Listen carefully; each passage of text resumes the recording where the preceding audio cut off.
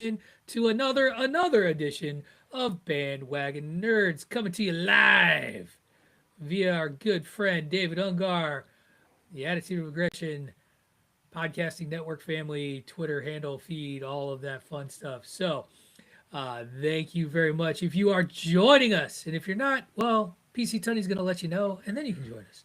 But you won't have heard that because this is recording live. This is all real time. Anyway, uh, Bandwagon Nerds is a part of the Chairshot Radio Network here on thechairshot.com, where we remind you to always use your head. Make sure you head over to Pro Wrestling Tees /the chair shot for all of your chair shot, not chat, chair shot swag needs. I am off to a great start. I'm distracted here on this Sunday afternoon. Start over, I'm Dave. distracted. Take 3. No, we're not. Cut Nope. it out. No take 3. Upload the trailer. Guys, We'll be back in 15 minutes, folks. no, we're not. No, it is 1:22 Eastern time. I have 5 hours to get through my to-do list before I got to settle down and watch the Bears lose by 2 touchdowns to the Los Angeles Rams. Fucking Kroenke taking that team away. Anyway, what a dick. I am, of course, joined. You can see them here in front of you if you're following the live stream. We've got my best buddy here in the Nerdosphere, the lawyer himself, David Ungar.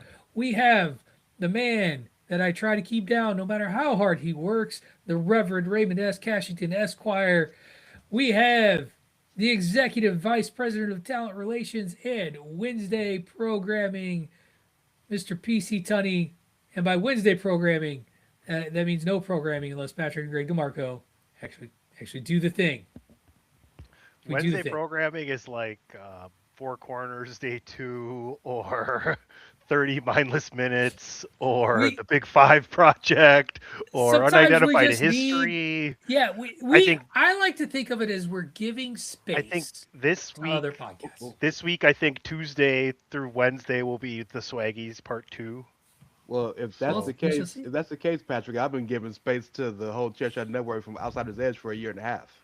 Fair, want everybody else to have a spot. It's funny because a good friend of all of ours and I were talking the other day, and he's like, has a new show, so you can probably connect the dots anyway. And he's like, if you don't have room or what, I'm like, dude, we used to have 2 or 3 shows a day. We're down, now we barely have 1 a day. We'll fit it in somewhere. Not that the content hasn't continued to get better. The quality continues to get better and better. But no matter what, you can count on Bandwagon Nerds hitting your internet airwaves every Monday. We have not missed a show since its inception, whether I'm gone, Dave's gone, we're both gone. It's basically because Tunney doesn't leave his attic.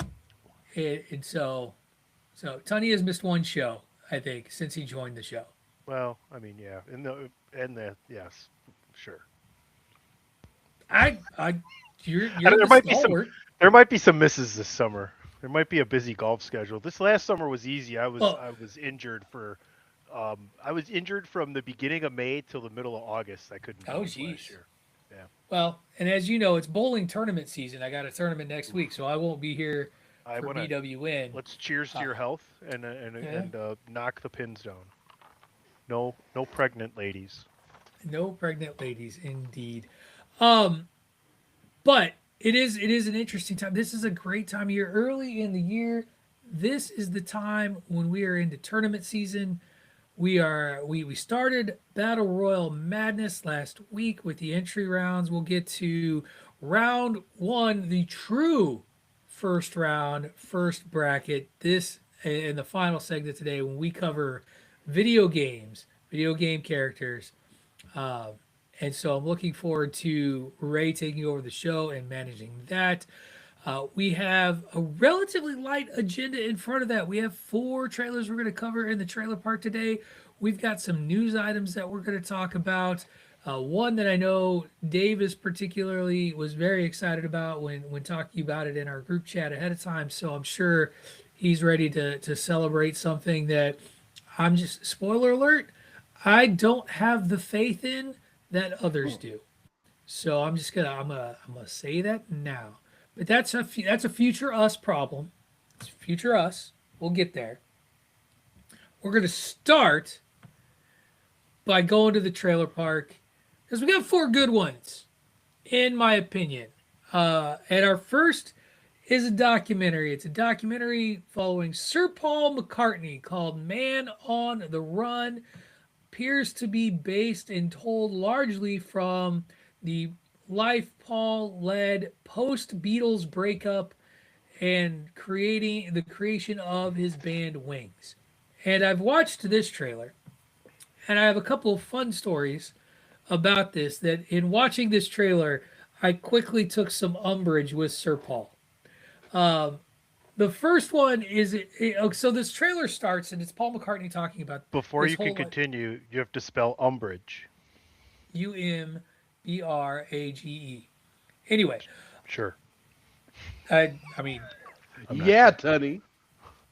Anyway, the trailer opens with him sort of talking about the breakup of the Beatles and what he thought that would mean for music and how it was his whole life. And it was for he was 19 years old when the Beatles came together. They were together for a decade. And then literally they were only, late 20s to early 30s. Cause I think John was the oldest, or no, Ringo's the oldest.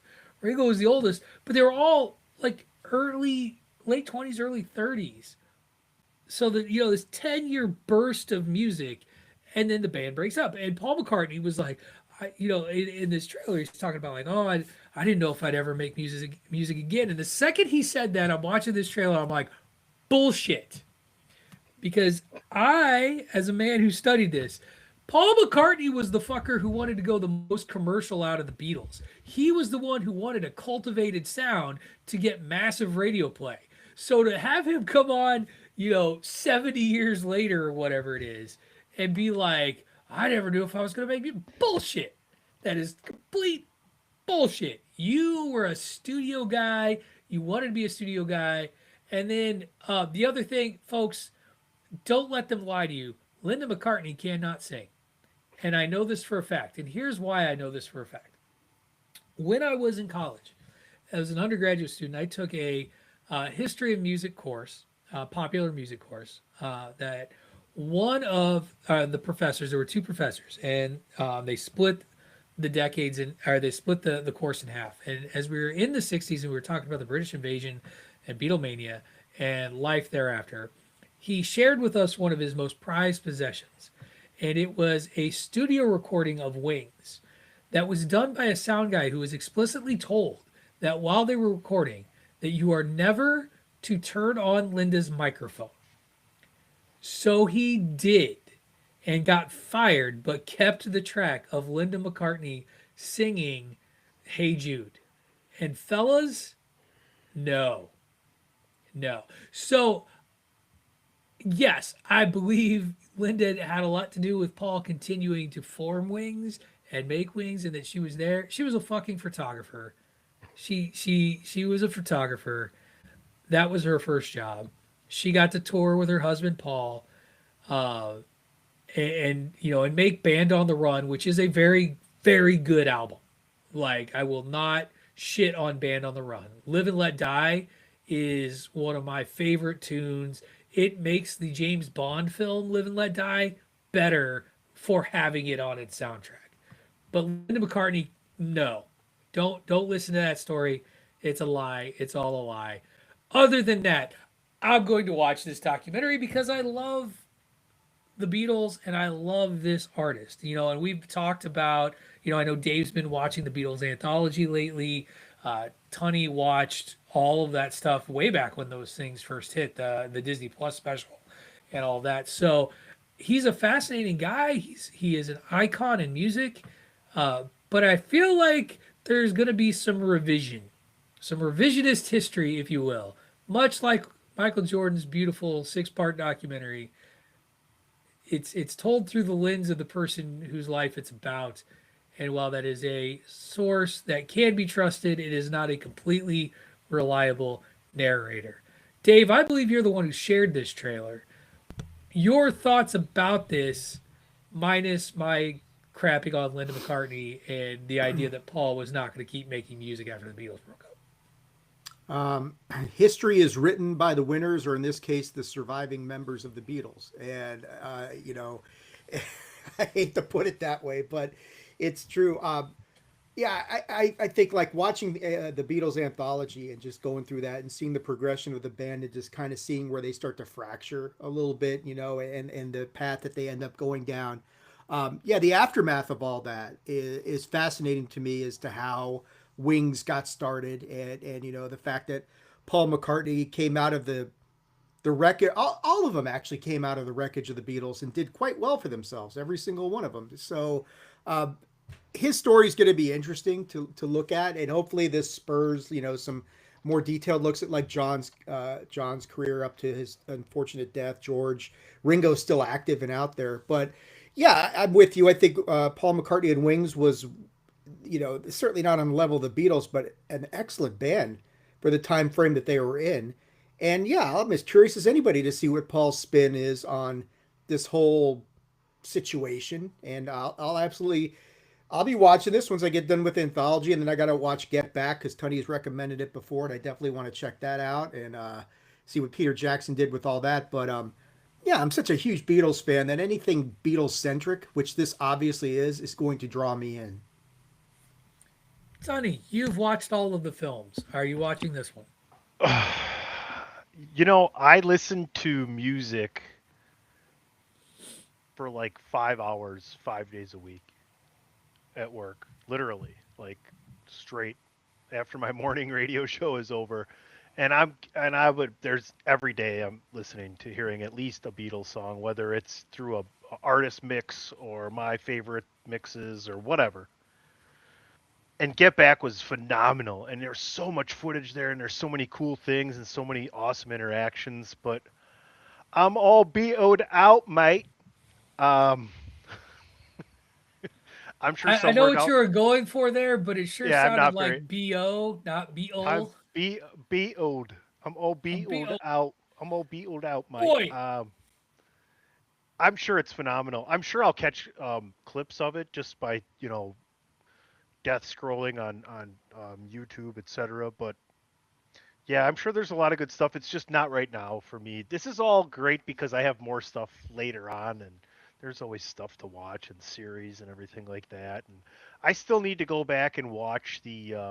Wasn't there a documentary on like a recording studio that Jimi Hendrix built with somebody that we yeah, were talking about? I need to I go can't back and remember what it find that. was. That was like There's a like lot of good stuff out there right now. I have a file somewhere where I just have like things I need to watch broken down into genres, and I think that's my top one on music. But yeah, if you're a Beatles fan, there is so much good shit out there for you. Ray, Beatles fan that you are. Thoughts? I I I, I actually really do enjoy the Beatles. I Oh, I'm not saying appreciate you them. don't. Yeah. I appreciate them. Uh, I enjoy their music, but like Tony, I, it's been a bit too much Beatles for me. Like I appreciate it, and I think these stories should be told because there's been a lot of artists that have hit the world and hit music and a lot of bands, but if you had to retell the history of music in the world in 2 minutes, the Beatles absolutely you cannot tell the story of music without them. They're that important. So I understand telling these stories over and over and over again. The most interesting thing about this trailer and about this documentary to me is that it's not about the Beatles. It's more about his wings and it's about post Beatles. So that's kind of interesting to me. But yeah, it's been so many Beatles documentaries coming out. Like I'm a little over it. So The I'll enjoy it. I appreciate it, but I'm definitely not gonna go out of my way to watch it.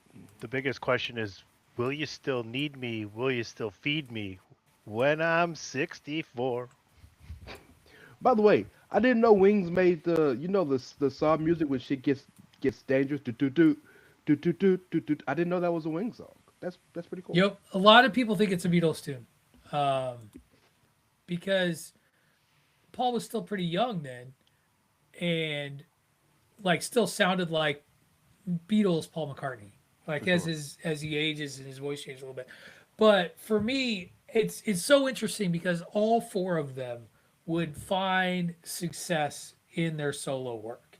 For sure. Um, Obviously Paul the longest. For me, though, the best album put out by any of the four is George Harrison's All Things Must Pass. Like, it's easily, in my opinion, the best of the, so many people love John Lennon, love Imagine and all that, but George Harrison is on fire when he released that album. Understated and underappreciated. Favorite Yes, very much so. favorite super band from that era? Favorite super band? I don't know if I'd call it a super band, but Sly and the Family Stone for me is one of the, or Chicago. Chicago is another super band. Like, just For me, it's Cream. Cream's great. I see what you're saying. Oh God, there's an America's good, but anyway, What era is this? Like 60s, 70s super bands. Just Yeah, like I don't know it. artists that like kind of Well- like where they you're known for this very basically. very much Paul like Velvet McCartney's. Revolver. Or Yeah, Audio sure, Slave there in the you go. 90s. Yeah, that works too. I mean, it's from that era when it's the Beatles and everybody else, right? Well, but he's talking super band, so it's like PC Tunney from this band joins up with Pat Quinn from this, or Patrick O'Dowd from this band. Spoiler. David Ungar from this band. This is what happens when we have to explain things to old guys. Is I out myself. Anyway, so follow me. Just kidding. I love you, Dave. I love you. Don't worry about it. Nobody's listening anyway. Probably not. Hopefully not. 2,000 views. Yes. Be stalked. To the Wrestling realist age shame somebody. 2,000 views. There you go. here to everybody well. watching and the 13 people watching. Yeah. Hey, you. Why are we? All right, doing they don't this? This remember hurts.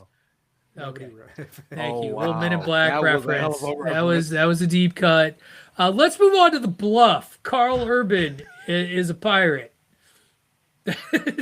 on a clear sort of revenge tour from the woman he's had children with, who is trying to protect her family from the life she once led. With There was a Boba lot of Fett. blood. There was a beheading. It was quite active. This looks like a fun action flick. I don't really have much more to add to it, other than if Carl Urban is slicing somebody up with a sword, that seems like a good thing. Ray Cash, your thoughts on the bluff? Since you like to, since you reshared the trailer in our chat. Unnecessary. Throw that W in sword, Totally by the way. necessary. Sword. Sword. Shout out I to take Priyanka. swords. Shout out to Priyanka Chopra, Jonas. She really has kind of rebuilt her career as an action hero. You remember the Heads of State with Idris and John Cena. She was the action star in that movie. They kind of weren't. So she's really kind of taken a new life in this. And she's pretty good at it. Like, better than I expected. I love Carl Urban. I think all four of us here love Carl Urban. This is the shit you should be doing. This Johnny Cage shit ain't for you, my boy. This is you. This is what you should be doing. This feels and fits like a Carl Urban movie. It actually looks pretty interesting. It's a Prime movie, so I'm sure I got some time one day. Got 2 hours to kill. I'll pop it on. Um, but that's a crazy domestic dispute, right? Like, is he mad because he can't see the kids? Is this a child support domestic? Do they need to go to court? Like, why you coming to kill the girl, bro? I feel like there's Let more to black. it than that. I feel like there's It more is to a it lot. than that. Yeah. And chat, you Tony. said Boba, you call him Boba Fett, Tony. He's also Aquaman's daddy. I can't. Yeah, this one was tough. I can't really see a lot of these people as different characters, so I was just like, I'm good. Billy Butcher. I'm like Billy Butcher and Boba Fett team up in a world. Do you where the do you really boys want to meet do you really Star want to have your Wars. mind bent a little bit? Go check out Carl Urban from his time on Xena Warrior Princess when he played goodness. Cupid. Goodness. Talk about Wow, the guts. There's a. Oh, I'm dead serious. That's where that Deep was. cut. Those were like his first roles because Xena and Australian, Hercules: yeah. The Legendary Journeys were filmed in New Zealand and Australia. And yes, he played. I do believe he played Cupid in there, and it's a different look. Hey, you Let's just gotta say pay it's a the- different look. You got to pay the bills until you make it. You know what I mean? Straight up. And he slowly but surely made it. Because even when he was in Lord of the Rings, like he wasn't big time. He wasn't who he is now. He wasn't big time when he was Scourge. Yeah, well, he was familiar face. Yeah, but he hadn't He wasn't a star yet. really Not a had the superstar yet. boys even happened No, that yet? was before. Yeah, That was it's always before the tough to. boys. So, Ragnarok was what, Dave, 2012? I'm not the 2012, I 2016? don't remember. Yeah, sounds about right. 2012. Was it really that long ago? 2016, I'm sorry. No, yeah, 2016. I was like, damn. Dave, Carl Urban's a pirate. Yeah, this one looks like it's going to be fun. It's the second week in a row we've had a trailer involving badass female character, and then the other characters are asking, "How'd you learn to be so badass?" Which kind of undercuts the fucking point of it a little bit, but it's still going to be fun. This looks like it's going to be a good romp. Carl Urban. Yeah, I mean, every time I look at him, I say, "That's Billy Butcher," that sort of thing. I have a hard time seeing him as different than that at this point. But this looks like it's going to be good. It'll be bloody. It'll be aggressive. It's going to be, and the trailer clearly shows how we're progressing towards that climactic showdown between him and her. And, she's decked out in knight's armor. He's just still swashbuckling away. So, yeah, I don't know. Yeah, I don't know if I'll run right out Errol and watch Flynn this. show up and do this movie? Josh Allen's got some free time, right, Ray? Does I mean, oh my God. Check out our Four Corners podcast to get caught up on that bad boy. The whoopsie daisy king of the NFL playoffs, Josh Allen. Whoopsie daisy. So many fumbles. Our next trailer, I got to admit, I got to maybe go back and rewatch season 1 because I forgot season 1. All right, I at least I forgot where season 1 left off, and that is the trailer for Monarch: Legacy of Monsters, basically the American kaiju universe with Godzilla, King Kong, etc., etc., etc. And season 1, I remember enjoying thoroughly because it has Wyatt and Kurt Russell playing the same role in different periods of time. Wyatt Russell playing Kurt Russell's character in the past, and Kurt obviously in the kind of quote unquote present. I just don't remember everything in the series other than I remember Apple really selling Godzilla's going to be in this. It's going to be so great. And Godzilla was like in the last episode. Like they held on. Now, there was a lot of other kaiju. I mean, there was a whole other world that gets explored and discovered, and Wyatt Russell's love interest gets stuck in there over time. And I do believe she is now in the present, if I remember where the end of Apple of season 1 was. Like she got out and is now in the present time, but there's still going to be flashback. It was an impressively complex series for a Godzilla kaiju movie. They were trying to get out of Hollow Earth at the end, if I remember, but I'm not 100% sure on that either. But I know like Hollow Earth is like the quantum realm where time doesn't move, it doesn't exactly exist in the same way. Right. Go ahead, Dave. Keep going, bud. No, you and I think it was you, my wife, and DJ subsequently kind of turned me on to that show, and I watched season 1 and thoroughly loved it. And it was wedged, and I was watching it wedged in between, Godzilla -1, and that's the whole thing. And we kind of were, watching all that, and that movie was so great. And then this was kind of adding on to the lore as well. And they're obviously, as we know, they're different properties entirely. Godzilla -1 is very old school and gritty and just kind of feels like a Godzilla movie. And this is more streamlined and more, I guess, mass produced sort of thing. But Monarch: Legacy of Monsters, yeah. And like you're saying, Pat, Kurt Russell stole the show. Kurt and his son playing the dual roles separated by time and space time as well. So, yeah, this looks like we're going to get a lot more Godzilla, a lot more Kong. And just to be clear, Wyatt and Kurt are playing the same person. I think you said Wyatt's son, but it sort of sounded like Kurt's son. Kurt, yeah, but you're right. It's Kurt's son, but they're playing the same character, separated through this chasm of space in different time. times. Yeah, we tell this story. I'm down for it. I'm looking forward to it. Tony didn't watch season 1.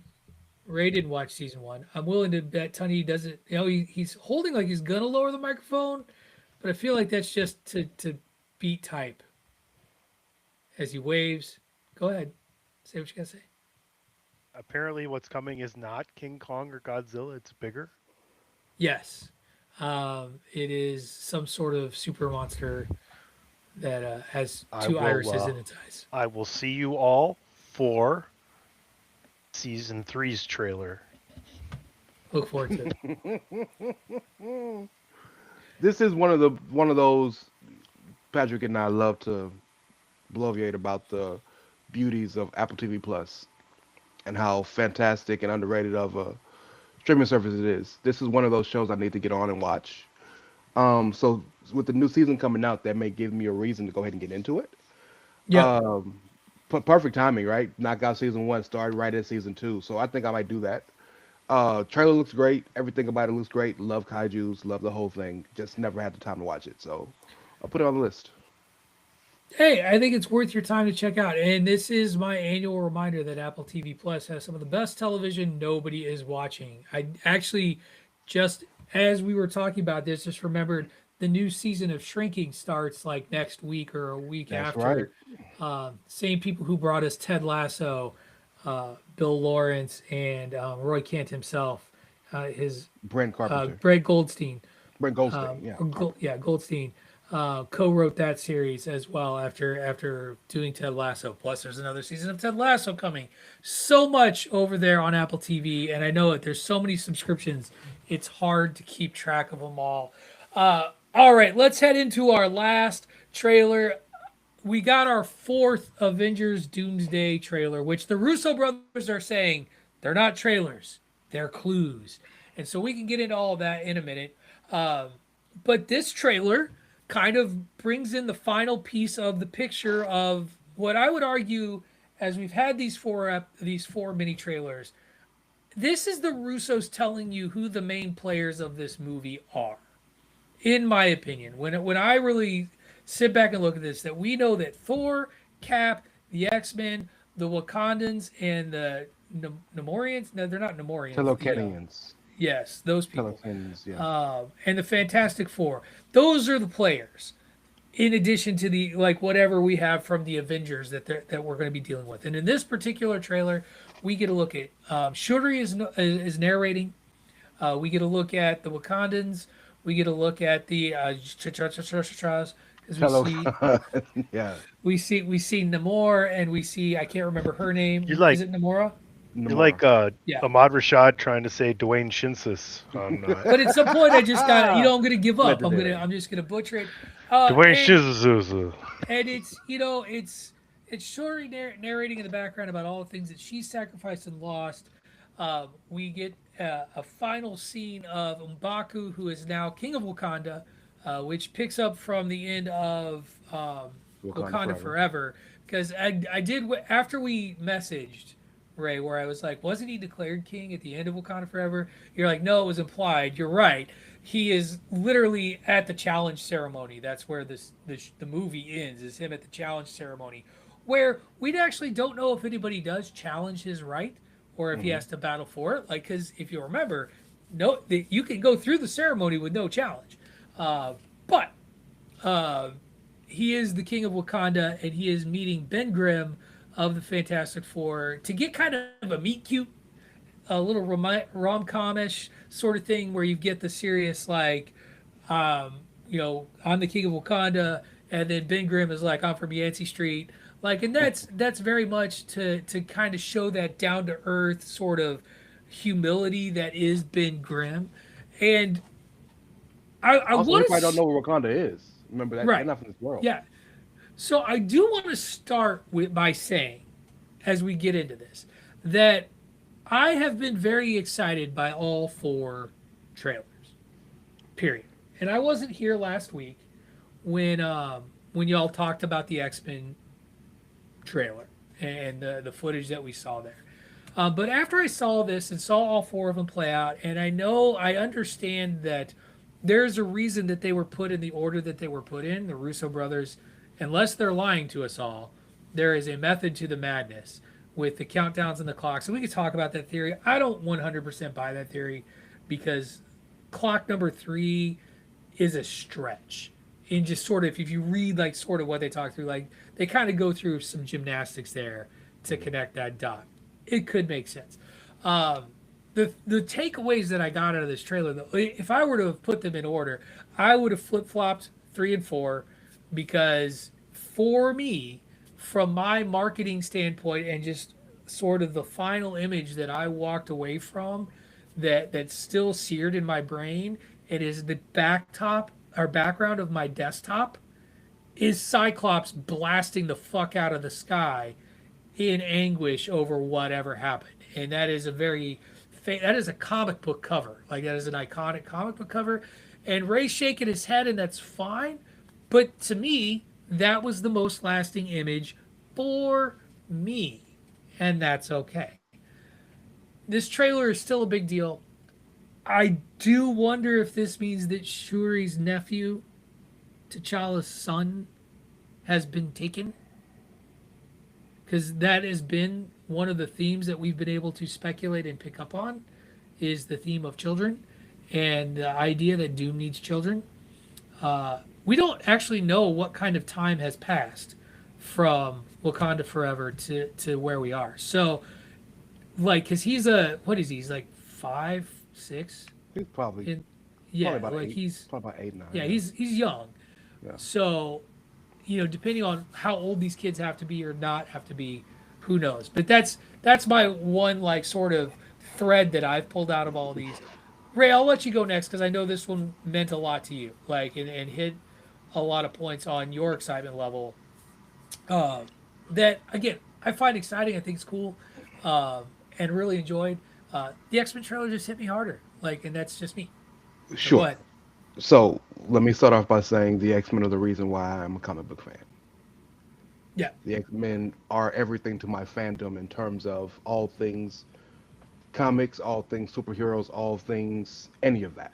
They are the reason why I care about this shit. So this is not me trying to minimize the X Men. What it is to me is what is the purpose of these trailers or these teasers, as they say, right? We're a year away, so these teasers are just to remind you of stuff and to set things up. It's not a. What's more important to me from what the way I'm seeing the way the Russos are doing this isn't what's cool. It's what's important and necessary in order of the story for you to know. So when we start putting out real trailers in a month, in 6 months, in 9 months, you'll be ready. Because as you noticed, we hadn't talked about anybody of any regular MCU conversation. There's no Thunderbolts. There's no Avengers. There's no Sam Wilson. There's no Young Avengers. There's no Nick. None of that. All these people are peripheral. People on the periphery. The reason why this is the most important trailer from my vantage point, and I also would argue the Russo's vantage point, is because everything else we've seen in these other trailers are inconsequential that we know of to what is happening now. Cyclops blasted the sky. Whoop de fucking do. It looks awesome. Doesn't matter yet. Steve Rogers had a baby. Doesn't matter yet. We don't know. Thor's praying. Doesn't matter yet. What does matter in the actual now of the MCU is we finally see the Fantastic Four in this world. There was all the arguments and conversations and rumors that it wasn't the Fantastic Four plane that hit the airspace at the end of Thunderbolts. This shows that it was. This is the first time, if well, second time if you count the post-credit scene with Monica Rambeau over there with Beast.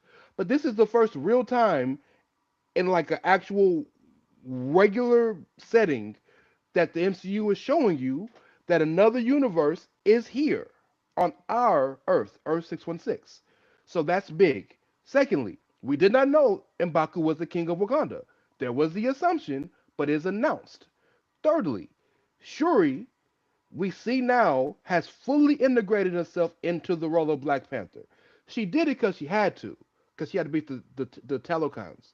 But now she's fully integrated, and we see them together, not just around the entire army on Earth in whatever sandy area that is, which is I'm assuming is close to in proximity or similar into the area in which the Fantastic Four are meeting the Wakandans. All of this is consequential to what is actually happening now. That is why it's more important than a cool shot. I love the shot. We talked about it last week. It was an amazing shot, but it's not important. It's cool.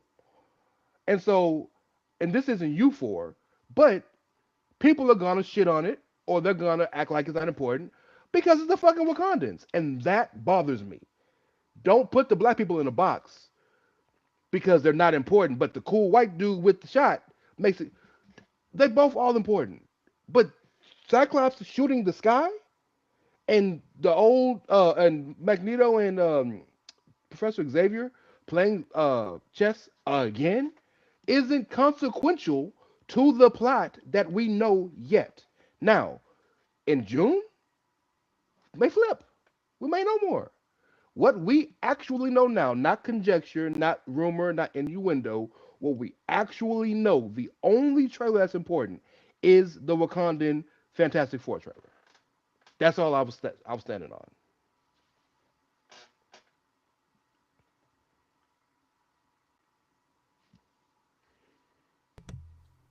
Pat's muted, so we don't know. We can't. We don't have his direction. There you I go. said Dave. We didn't hear you. Sorry, you were muted. Go ahead, Dave. I know. I was trying to be respectful. Ray, you ignorant slut. No, it's not that. Ray raises some good points. I think it's all of it is important to different degrees. I tend to agree with Patrick that if you had put this trailer third and the X-Men fourth, would it really have changed a whole lot from the points you're trying to make, Ray, as far as the story they're trying to tell? Probably not. You're still going to get the same point out there, and then you kind of get the big Cyclops reveal with the last teaser. I think I would have. I mean, I think I with Pat. I would have put the X-Men last, and I would have put the Fantastic Four Wakandan trailer third. But that doesn't take away from a lot of the points you're raising. That M'Baku is the king. Like Pat says, what happened to T'Challa's? What is it? His son, Shuri's cousin. I mean, that sort of thing. Again, we go back to the kids. Nephew. Yeah, we go back to the issue of the kids. Where are the kids? What's going on with the kids? Fantastic Four apparently crash lands in Wakanda, which I do agree is a big deal because, well, how did they get through the Wakandan defense forces and all that stuff? What's the relationship with Namor and Shuri? Because that was certainly a little strained at the end of Black Panther 2. So there are some important questions to ask, yes, but and this is because you guys know, I mean, a couple weeks ago when Pat said, what would you have changed about the MCU? And my immediate response was, I would have gone to the X-Men right away. So to me, with all due respect to the Wakandans, the Fantastic Four, the Atlanteans, Nemorians, whatever the hell you want to call them, Ray, I'm not even going to try and match your pronunciation. There is no more important characters, in my opinion, to the MCU and getting it back to where we want it to be than the X-Men. So, yeah, I would have saved it for the main event. But I don't, it's like heads in one, 6 in one, a half dozen in the other. Does it really make a huge difference? Because it's all going towards the story you're trying to tell, Ray, right? So, I mean, we're to steal from Christopher Platt. Tonio, like this. We're picking nits here, guys. We're picking nits. Let me tell you why I think it makes a difference, and then I'll be done. It makes a difference because the idea of a trailer is for you to have an idea of what's going into a movie, right? And it'd be different if this movie was coming out in a few months and we had a better idea of what's happening. We know nothing. Nothing. You yourself, David, talked about the randomness of all the different things and threads that have happened in phase 4 and 5 and how we don't know if any of that's going to matter because there's no connective tissue. The one thing we know is the Fantastic Four came over running from Galactus and something about an incursion. The one thing we know is that Shuri basically had to beat Namor into submission and force some type of allyship.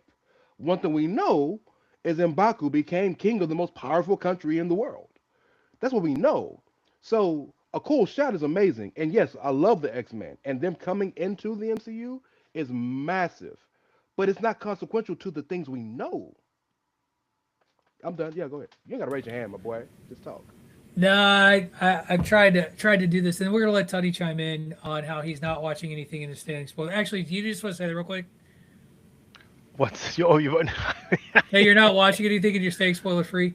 Well, I've had to watch them. We're playing them on the shows, so I think it's Right. pretty cool that the Fantastic Four landed in Wakanda. I'd like to know exactly how that ended up happening.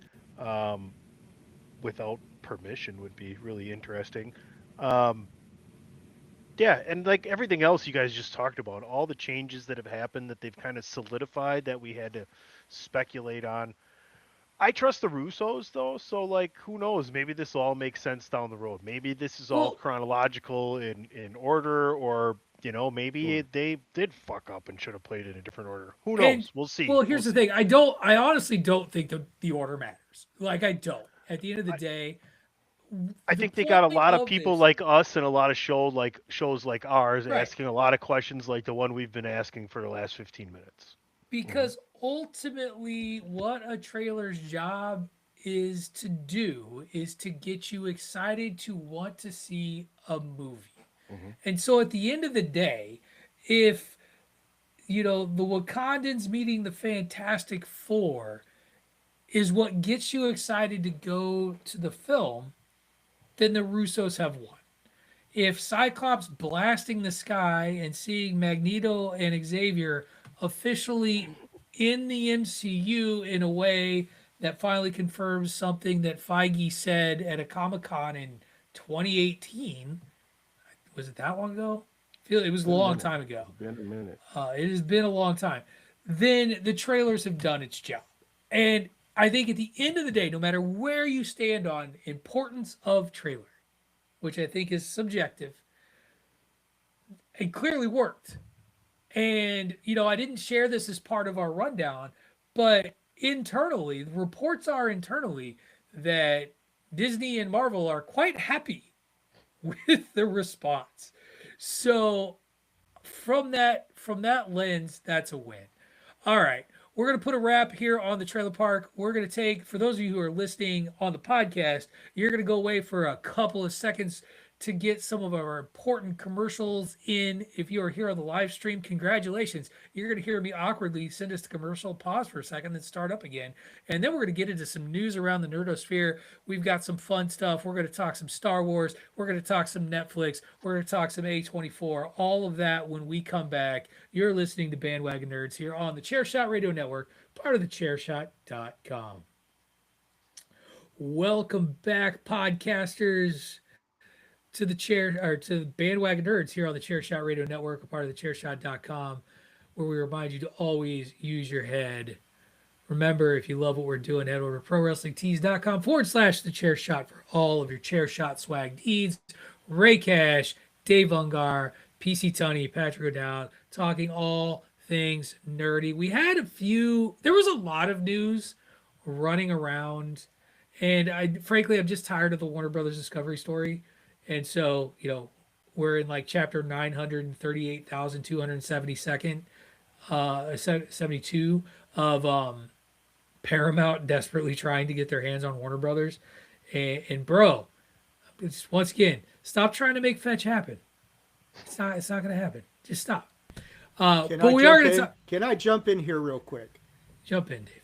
Because I told you guys over the week that because I own some stock in the WB, I got sent Paramount's offer to buy at $30 per share. And I've not gone through this, but I don't know if you can see this. This is the thickness of this offer. I don't know if that Please even tell me shows you up. used. Please tell me you used your office computer to print that out, and put it No, on the company's funds. they sent it to me bound in this book. Oh, damn. How many pages is this fucking thing? 253. Somebody got paid to write that. 255 Paid to pages. print it. 255 pages That's- of this, and it is offer to purchase for cash all outstanding shares of Series A common stock of Warner Brothers Discovery Incorporated at $30 per share by Prince Sub Incorporated, a wholly owned subsidiary of Paramount Skydance Corporation. And like I said in the chat this week, there's a lot of Netflix very bad, Bad Boys, Netflix, we you don't want go Netflix, go us. I'm like, whatever. But Well, since we brought up Netflix, why don't we jump in? I'm gonna go to story number 2, and then we'll come back. Both of these kind of connect because the other one involves HBO Max. It was announced. It was announced this week that A24 will be staying on HBO Max as part of as part of their streaming deal, where we will continue to have the A24 hub on HBO Max, which means that Marty Supreme, currently one of the front runners for Oscar consideration, right there with one hit after another. Timothy Chalamet, blah, blah, blah, blah, looking to Shamalama Ding Dong is looking to win his Oscar. I think this is going to be it, guys. I think Timmy's going to get it this time. Timmy is going to get it this time around.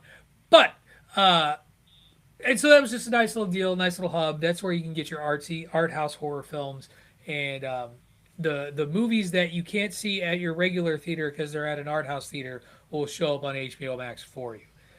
And so not a huge deal, but shows that A24, even with all this turmoil that's going on with the company, is sticking with, for their streaming rights anyway, Warner Brothers Discovery, and eventually Netflix. So then Netflix now, as this acquisition happens, has A24 flicks.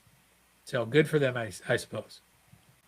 I don't even know if there's much more to add to that. Tony? Ray's rubbing his eye. Are you okay, Ray? I just want to make sure you're all right. We're good, baby. All Don't right. even don't even bring that up. Yeah, you gotta run the show later, It's funny. I had to re-log into my. Every once in a while, you don't go to a certain. There's so many streamings, right? And some of them you go to all the time because there's appointment stuff, and some of them it's just you go in and out with shows. And I hadn't been on HBO Max in a while. I think that's what it's called now.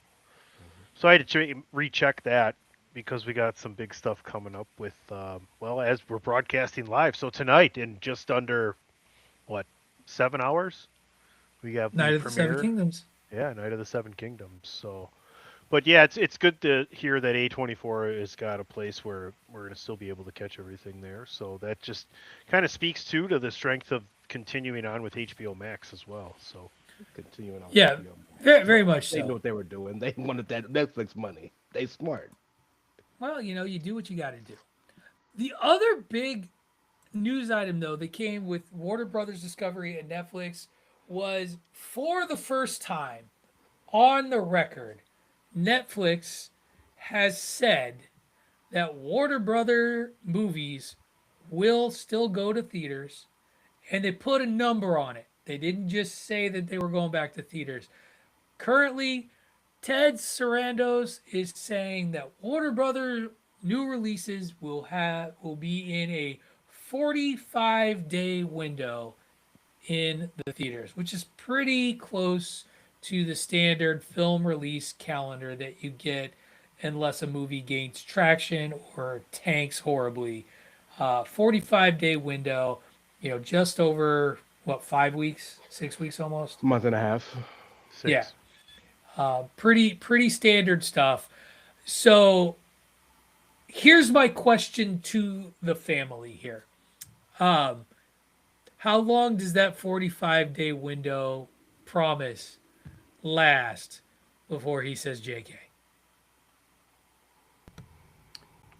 Depends on how much money is your movie making when you get past 15 days and 30 days? That's right.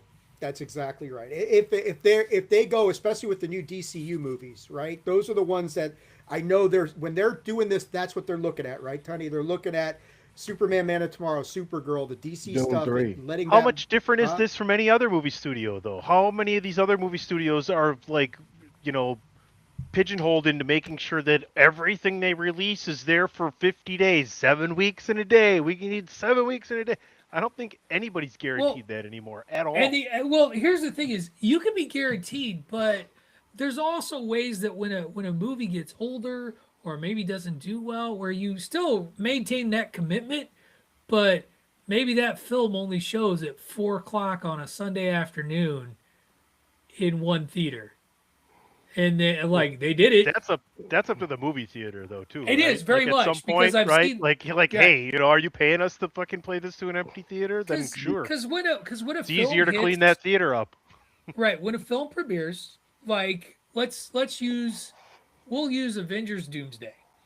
When Avengers Doomsday comes to the theater, it is going to play No one's on a gonna go see minimum that. of 8 screens Hmm. in any movieplex because it's going to have, it's going to do Tunney's 4XD motherfucking sound up your ass, Ray's noise got the fest. Ray's the one with that. I don't have that. The, the one the standard theater, there'll be the 3D theater, there'll be the giant Correct. super mega IMAX screen, like all of those different formats will be there for the consumer. And it'll probably be the dominant film in that theater for at least 3 weeks, right? Like if I were to guess, like it's going to have steam for at least 3 weeks. But as the movie gets older and people move on to other films and showing, it'll still stay in, but suddenly, maybe only be at half as many theaters, then two, and then eventually we'll get a re-release in February or something. But it's just how it is, the life cycle of a film currently in the theaters. Go ahead, Ray. Here's what I think the difference is regarding this particular deal with Netflix. They don't want Every other studio, to. They every don't other want to. studio has deals made where their movies stay out of streaming for a certain period of time. So when Avengers Doomsday leaves the theater, whether it's in 3 weeks, whether it's in 8 weeks, whatever it is, it won't show on any streaming service for at least 3 months. That is a rule that they have with Disney. Netflix, it'll be in that bitch the next day. I think that's where the difference comes. That's And the fear, anyway. Yeah. yeah. Also, while you guys think about that, I tagged you guys in a tweet. Ben Affleck did All the Smoke with Yeah, Matt yeah. Barnes and Steven Jackson, and I've talked about that on the show a couple of times, but I don't think people understand what I mean. He broke down literally why it is so advantageous now for movies to go straight to streaming because of the 50-50 profit split that movies will take.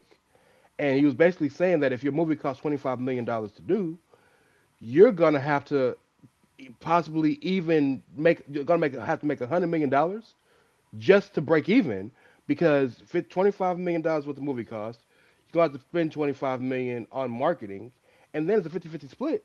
So if you make $50 million, you're still in the hole. So that's why a lot of these movies go directly to streaming, which affects a lot of the stuff. Not every movie is gonna have the budgets that Marvel movies are gonna have, or DC movies are gonna have, or now it's one of the reasons why A24 became such a profitable studio, because they wasn't making movies for no more than what, $10 million, and they were making a killing in what they were getting the return back. So I think that makes sense in why Netflix like, no man, just put it on TV, put it on our streaming. Hey, I want to jump in here real quick because we have an actual question from somebody. Yeah, and No? we'll talk about that when we get to Star Wars. Star Wars question. Okay. Okay. I Well, hold up. We see you, Paula. 1966. We'll get to you, Dave. That's some ADHD level shit right there, sir. I know. Talk about Hey, Warner Shout Brothers out to, shout Discovery out and to the fact Netflix. that we got a question. That's great. Yeah, I'm excited that we got some. We're that's gonna why answer that I'm question, jumping in there.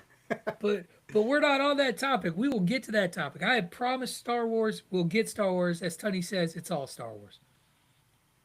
Yeah. Tony's If laughing you at want me. to be catered to as a listener, you stick around for the weeks Patrick isn't here. Until then, you wait your turn. Damn it. That's right. There's That's protocol right. on this This fucking is show. to quote We're gonna Lord get there Michaels, in a this minute, is damn my it. show. This is Please. my show. Please stick around. Please stick around. Yeah, don't we leave. love you. Thank Yeah. you. We'll get you. We'll get Reta- you. Retainer boy may show up. You never know. Retainer so. boy is It's a not good ass coming out question today. too, by the way.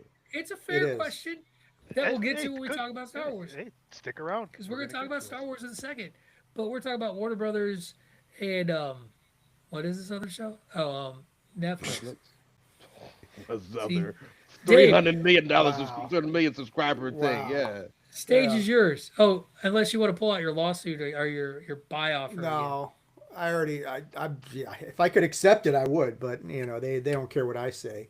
Um, Yeah, I just think I go back to what we were saying. It's all about money. I mean, this whole notion of how long they're going to let stuff lay around in the theaters is dictated on, you could tell within 2-3 weeks how well a movie is going to do in the movie theaters, whether it's got traction, whether it's got, you know, that stickiness that a lot of the movies want from the theater runs right now. 2-3 weeks, whether should we keep this thing here or should we pull it and go straight to streaming. It's For no sure. mystery nowadays. So I think they'll stick to it, Pat. I think Netflix will try and honor this as long as it makes financial sense. The second it makes no sense to them anymore, they'll be like, no, we're going straight to the streaming platform, and knock yourself out, guys. But I do think this is really contingent on the DCU and how that performs moving forward. That's my best bet on this. See, was that so Don't hard? forget Dune 3, by the way. Don't forget that, because that is going to be a big movie for them too. Well, yeah, Dune Or 3 is a big one as well. Should be. Yes, Doomsday. Doomsday. Doomsday. And can I say Robert Downey Jr. stole our idea? Flat out stole. What? You go back and look at what one of the episode titles was a few weeks ago. Down for Doomsday. Nobody's I mean, giving it's me not royalties on that. Pat, did you get not a- paid anything for that? I not a didn't get big paid leap. anything. You guys, it's not a big leap to get to. But we said it first, so we Just- own it in perpetuity. Yeah, Sure. be Let's- quiet, let's- Tony. let's- Quiet, let's Tony. go. No, Let's Quiet, Tony. trademarks. Hey, actually, you know what? We All have right, a lawyer all right. then. We don't have to pay, Let's so turn he the can work page. as Let's much get as to he our wants last. on it. There you go. All right, we're gonna turn the page. We're gonna go to our last nudist around the Nerdosphere story before we let Ray take over the show to wrap us up. And that was that. Okay, it has long been talked about and rumored and basically confirmed that Kathleen Kennedy would be stepping down as head as Lucasfilm, and it was just sort of a matter of time before we got an announcement officially of her replacements. And those replacements have been named. Dave Filoni, who has long been a part of Star Wars production, most notably for his work in the Star Wars animated series, various animated series, whether it's Rebels, Clone Wars, all of those. He's been a part of those. And Lin-Wyn Brennan is the other, a name that I am a little less familiar with. But this report came out like a year ago. And we've just been waiting for the official word. And they're like, Dave actually has tilted his head in such a way to where it's like when we say Kathleen Kennedy, he goes further dark side behind the brim of his hat. And now the shadows forming around him. He's gone dark because this has been, in his opinion, a very dark time. I will say this has not been a banner period in the Star Wars IP. Though I will be one of the few people. I think Solo was a good movie. I liked Solo. I know it didn't do well, but go back now in the land of hindsight. Go back and rewatch Solo. Just do that favor for Patrick O'Dowd, because I bet you'd be surprised at how much better it is than you remember it. But Dave, I'm going to hand this over to you first because you were amongst the most excited to say goodbye to Kathleen Kennedy. Absolutely. Good riddance. Don't let the door hit you in the ass on the way out. Damn. All right. Look, not everything was bad. We all know. And I'll say this: while I was celebrating Dave Filoni's ascendancy to the throne, so to speak, then he came and made a comment that I strongly disagreed with. That he didn't exactly think Andor was that great, and I'm like, "You're full of shit, Dave." That was the best show that Star Wars had done in a while. But you do have somebody who has the pulse of the Star Wars universe, and what people who have been Star Wars fans for so many years have been wanting is, hey, let's have a story that makes sense, some continuity that's not a bunch of start and stops, and we haven't had a full-fledged Star Wars movie since this show started. I mean, we haven't had anything. I mean, we got Mandalorian and Grogu coming, that sort of thing. But it was Patrick's favorite movie, The Rise of Skywalker, was right after this show had launched. And we haven't had anything since then. We had projects that were supposed to start, like Rogue Squadron, that got scrapped. We had, they did some great stuff with the Mandalorian. Sure, we had the epic scene with the Darth Vader and then Luke Skywalker. But it's just been so, we complain about the MCU and some of the consistency gaps there. All of us except Ray. But Star Wars is even worse with the consistency gaps. Just stuff all over the place. No continuity. Sure. I do want to jump in real quick. Do you think the fandom has hurt Star Wars on some level too? And I point to the Acolyte, which, like, the Acolyte wasn't the best thing I've ever seen, but was it really that tragically bad? For example, or did fans dump all over it? I like the Acolyte. I wish we could kept going with it. You can use these newer shows and we could talk deeper into them, but just look what they did to Ahmad Best and Ahmed Best, and Hayden. Yes. Yeah. And what's the girl that played old girl in the trilogy? Played Rose. The Asian girl. Yeah. They ruined lives, bro. No, the fans have certainly had a big role in this, as far as just overreactions in the wrong direction to certain things. Absolutely. Do some of them hold the franchise to a higher standard? Yes, and they should, because of where they came from, the lineage of Star Wars and that sort of thing. But there's been some misses. Like, was the Acolyte the greatest show in the world? No. Was it the worst show? No. Did they do some mistakes? Killing Carrie Ann Moss in the first episode? Okay, that was a choice, to be sure. Saving Darth Plagueis till the very end, hoping that you get renewed. That was a choice, to be sure. But I look at some there, and that's the problem. Under Kathleen Kennedy, there were so many hits. There were hits and misses, and the misses were more numerous. Like, look at Skeleton Crew, right? And I think that was a show that's like, what are we doing here with this suburban area on the outskirts of the Empire? They also had great shows that nobody watched too.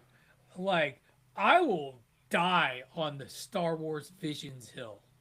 Fucking Visions was great. The Bad Batch, great.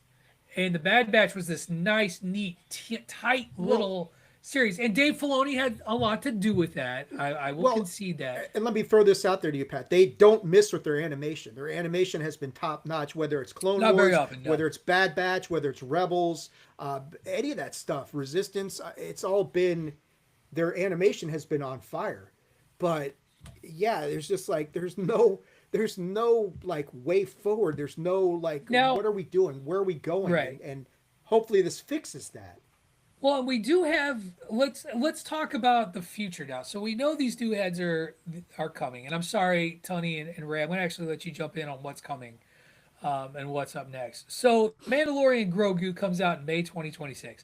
I actually sent Dave a picture of the photo of the stand up that they have advertising for that at my local movie theater. I don't know if it's like this nationwide. I did not like it. I did not like the look of it. I thought it looked like a cheesy Grand Canyon postcard. It was like, oh, see the Grand. It was like Mandalorian and Grogu. And so I am a little concerned about some remnants of what's going on here. We have allegedly in 2027, in May 2027, we have Starfighter. We still have Ahsoka season 2 coming. And then Visions is still coming along. There's something called the Ninth Jedi series coming in 2026. Taika Waititi still has a project out there in the future.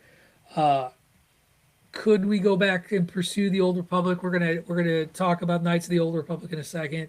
I know that was something on the docket. Ray, what do you think this does for the Star Wars future with this new leadership in these projects?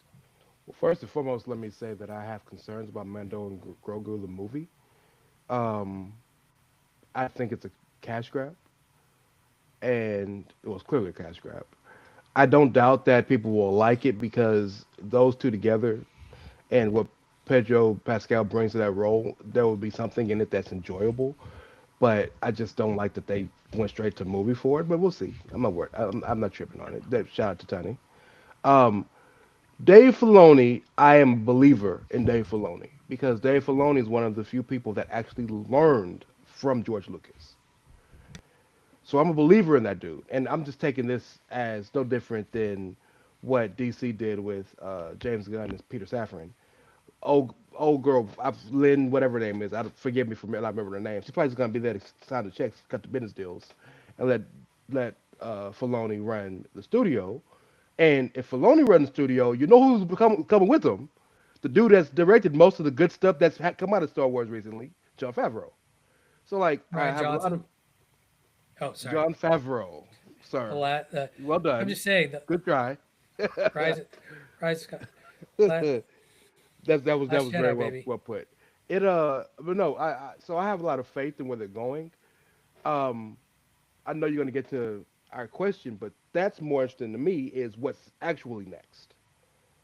Like, what is the next big story arc coming?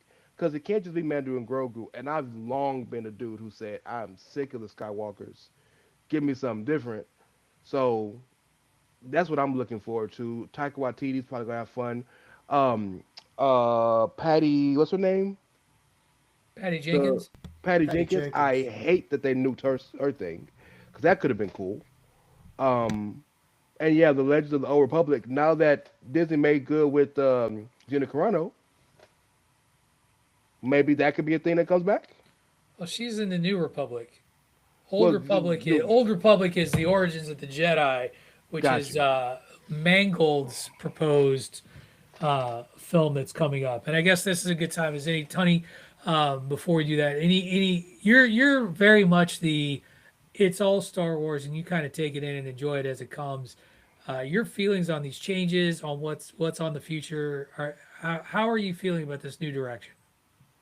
I've said this for a while. This is the lowest this franchise has ever been, in as Right. far as its stature in the nerdosphere, right? Like we talk about the big three, Marvel, DC, and Star Wars. Well, I would say it's even behind DC right now. And to Ray's point, that's my biggest question, and that's fine. I didn't mind waiting. You guys all had great points. I agree with a whole lot of the things you're saying at a bunch of different levels you guys hit. But what is the big story? And hopefully, like Mandalorian and Grogu, because Mandalorian has been their closest to A plus project they've had in a long time, and it's really Yep. the only one they have like that right now, right? And the problem is as good as Andor can be and as good as the animation can be, the box office success for Star Wars is Jedi's, whether you like it or not. Jedi's and Siths, that's what it is. I mean, it's built on Luke, I'm your father.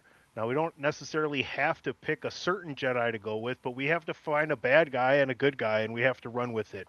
If it's to continue to tell the story of the Mandalorian and that nature, that'd be great because we've already fleshed a lot of that out with the series. So there's things we can go back on that people already know or can go back and learn from. So somebody find something to make us look forward to going to the theater again. All these side projects are great, but if you're not going to give us a really good fucking movie every 2 to 3 years, you're missing out on one of the greatest IPs in all of nerddom and movie filmmaking as well. Is Thrawn big enough to be that big bad, or does it have to be somebody else like what the question asks? But I they're love gonna. Great Admiral Thrawn. I do too, but they're gonna take care of him in this whole Ahsoka Mandalorian Season Grogu two. story arc. Got you. Okay. So that's either they resolve it in Ahsoka season 2, or they resolve it with the Mandalorian and Grogu. So I he would have been a great big bad, especially if they were gonna go with the Timothy the Timothy Zahn storyline, right, Pat? The Thrawn Right. trilogy The and Thrawn that sort of. trilogy. If they could have, but they Heir kind to of have the now boxed Empire, themselves all out of it. those Yeah, ones, heir yeah. to the Empire. They Right. and they gave him a hell of a build up. That's why I was so excited about it, because I never watched I any of the cartoons, the animation. I So I I didn't know think who he that was. I think he'll be as big. I think he'll be a big enough deal on one prong. But let's look at this. So I'm going to hand this over to people who have actually played the game and are more familiar with the character. But Paula, 1966, did ask us a question. Sorry, Paula, it was about half an hour ago. I hope you're still listening with us. You're still with us. If they were to go and do like, and there's talk about Old Republic films, older, maybe animation or whatever. One of the major characters is Great Darth Revan from Knights of the Old Republic, the game. And the casting suggestion that Paula put out here. She just asked, "Do you guys think Keanu Reeves would play a great Darth Raven from Star Wars Knights of the Old Republic game?" Ray is nodding emphatically. Here's the thing. I'm just gonna say it. We did a segment a while ago where we put where we gave our national treasures. There's the Bandwagon Nerds national treasures. Keanu's not old enough to make national treasure status for the BWN Hall of National Treasures. But he would be. He's a fucking national treasure at this point as an actor.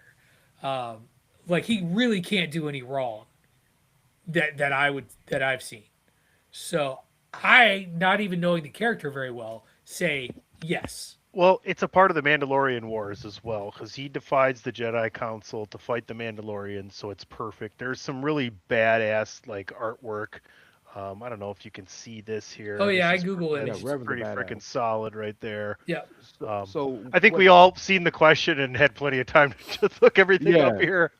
One thing, so It's a great question. A good Great friend part. of mine that was a coworker of mine, we would talk about Star Wars and all this stuff quite a bit.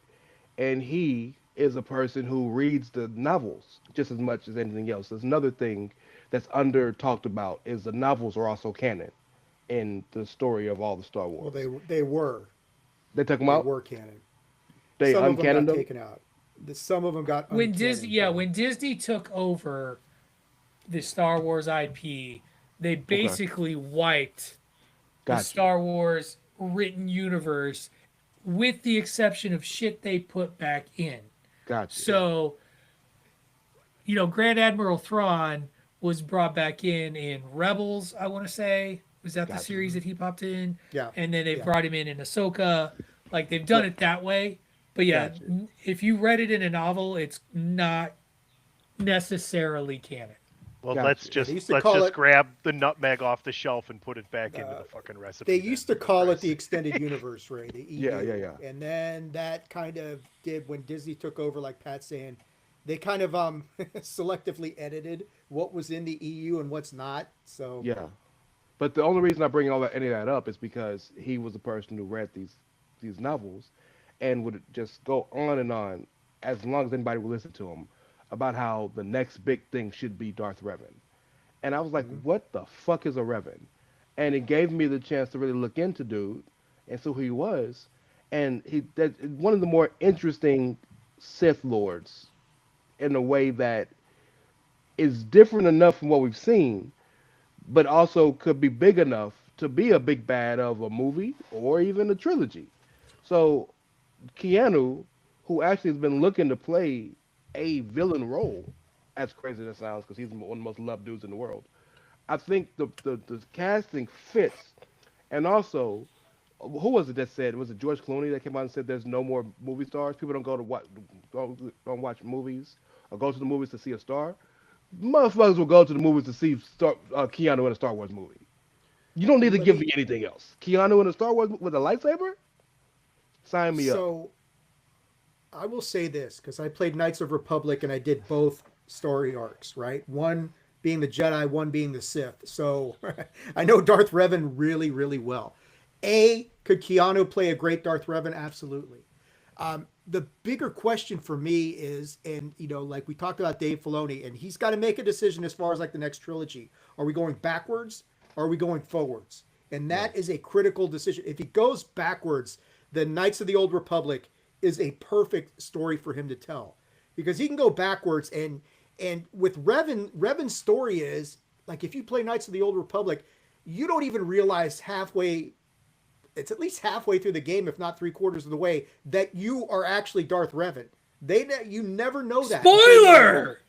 Sorry, it's only game's 20 like years 20 years old, man. I know. So, but it's like, Sorry. but it's like halfway through the game, you realize that you're Darth Revan, and then your choices it was one of the first branching story arc games of all time. It was absolutely brilliant what they did with this thing. So, if you turn that into a movie where you're not sure until the second, halfway through the trilogy, is this guy going to break Jedi? Is he going to break Sith? Keanu can go both ways, first off, but that's a story that I want to know. Anybody who's played the game, when you get to that point of the movie, of the trilogy, is he going to break Jedi? Is he going to break Sith? That's compelling storytelling that Star Wars has been missing for a while. I think he knows Sith Fu. Oh Oh boy. God.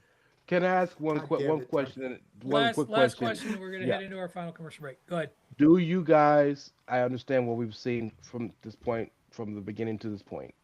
Do you guys think or want it to continue with the trilogy style, or do you want them to just make great movies? Because I just like great movies that matter and then connect them how they need to be connected. Because I think what you're saying, Dave, about the Knights of the Old Republic could be dope to do, and I think they also could consequently and subsequently do something new at the same time. I think personally, and this is gonna sound like a wishy-washy answer, so I'm gonna apologize in advance. I don't think you need to be married to a trilogy. I Okay, think that same. I think that George Lucas, when he established the trilogy precedent, may have done a little bit more harm than good, if that makes sense. And it's the same trap that I feel happens with a lot of these franchises. Because I actually feel like this is part of the Marvel problem.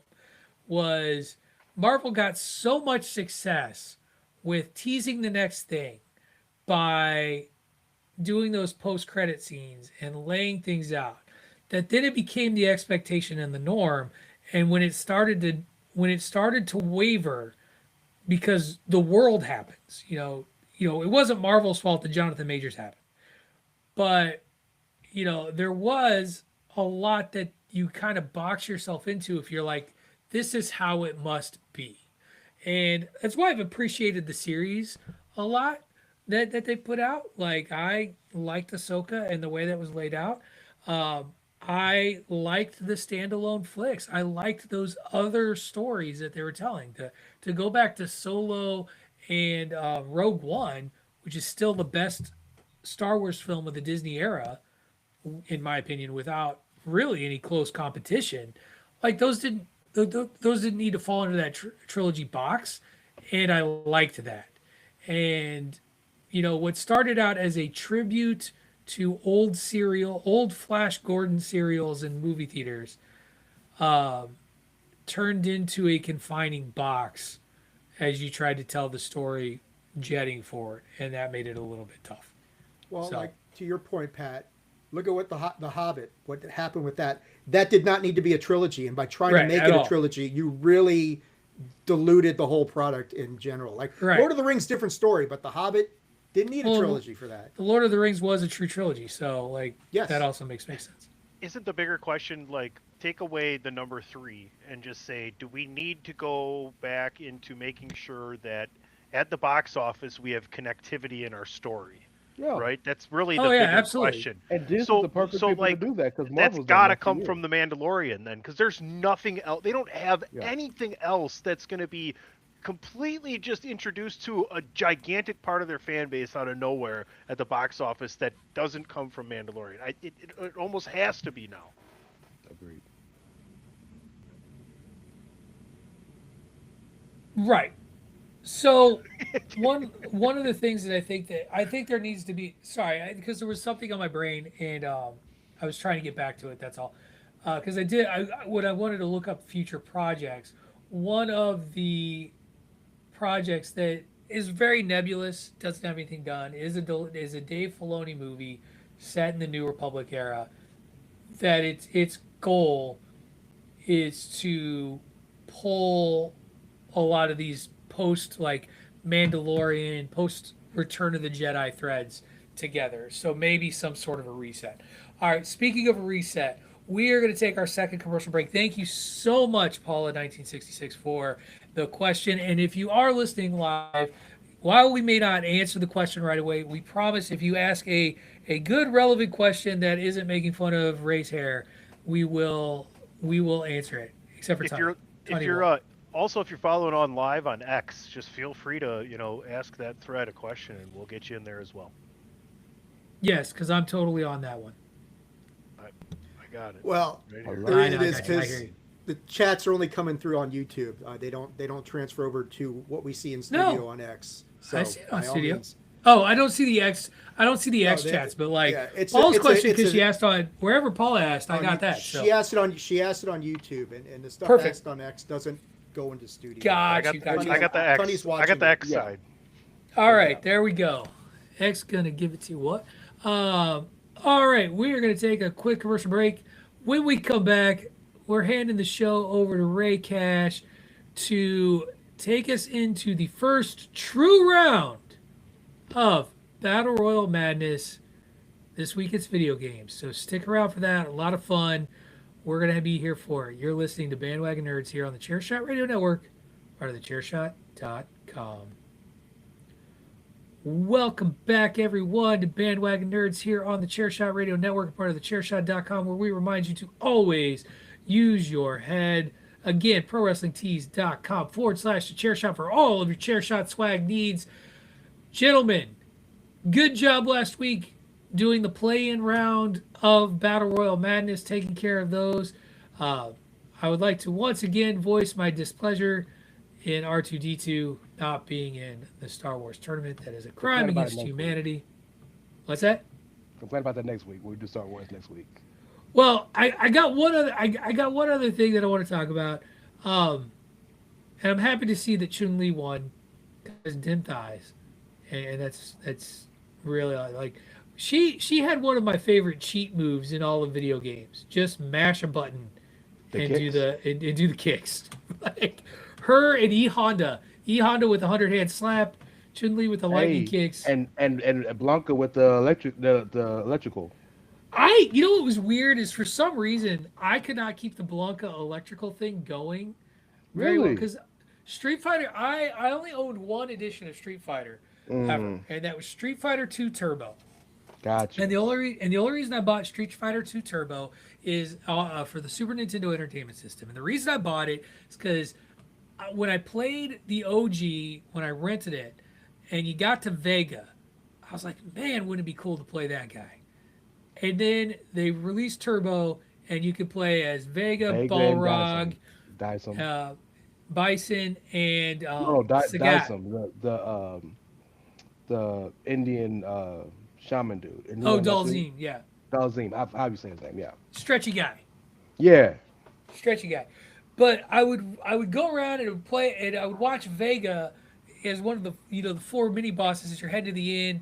When he would do that shit that Chun-Li could do too, where she would jump up to the corner of the screen and then grab it a little bit. Yeah. Like a little hesitation grab. And then grab on the cage. But his kick was a downward, like, sliding sort of kick. And so it really was kind of broken when you fight. It would piss you off. And the only person you could really counter it with easily was Guile or Ryu and Ken because they had those upward motion super moves. And I was just like, God, I wanted to play as that guy. And so when that version came out, I saw you could play as that guy. I bought that.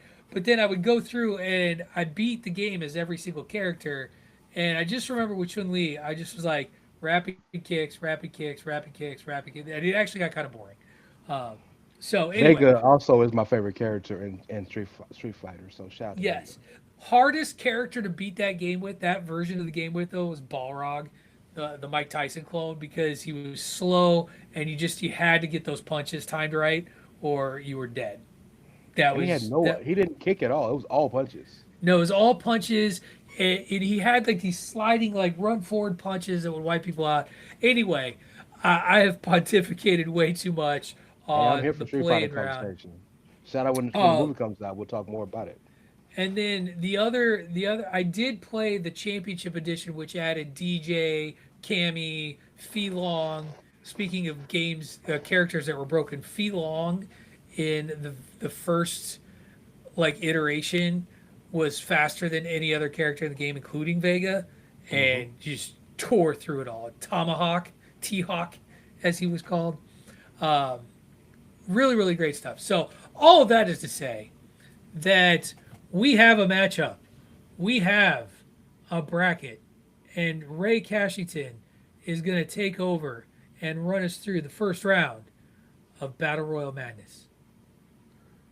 Well, for those of you who are just starting to listen, you probably not, but if you are, welcome to Bandwagon Nerds. Welcome to the Battle Royal Madness Tournament. Here, annually, we have our own version of a March Madness tournament where we get characters from all facets of nerddom, entertainment, any of the sort.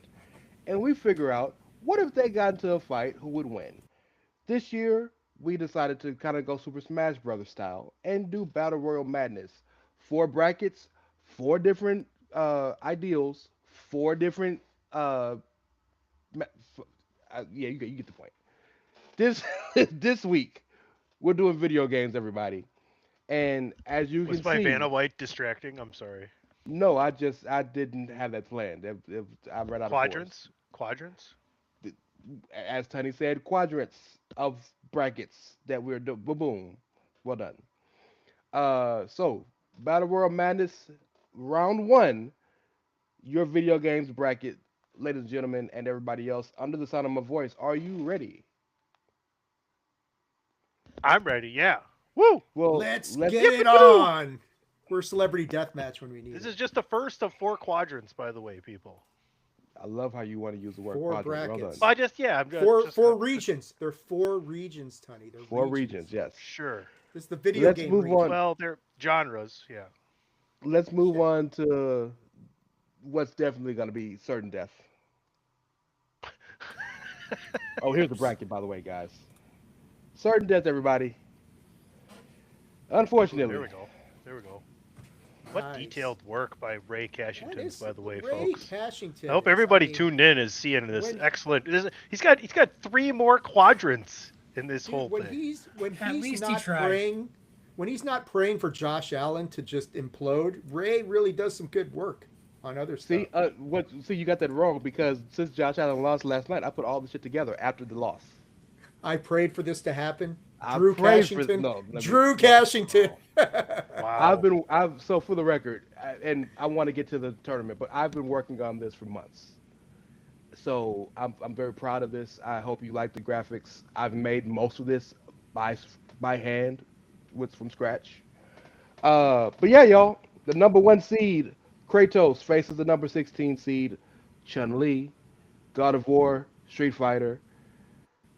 I don't really think we need to talk a lot about this, but we got to go through it. Patrick, I always start with the captain of the show. Which Kratos is this, by the way? Is this OG Kratos or is this Norse mythology Kratos? I've never played the God of War games. So which Doesn't one's on the matter. game? She's dead either way. It's the video game Kratos, Patrick. He rocked me. It doesn't matter to me. That's fantastic. Well done. And Tony? Kratos starts in Greek mythology, but then there's a shift, and this later video games, it's Norse mythology. So yes, Which one does games that look both like? ways. Which one does that look like? It appears to be the Norse version. It doesn't Well, then matter what it looks like. It appears that we have a Norse winner then. Yeah.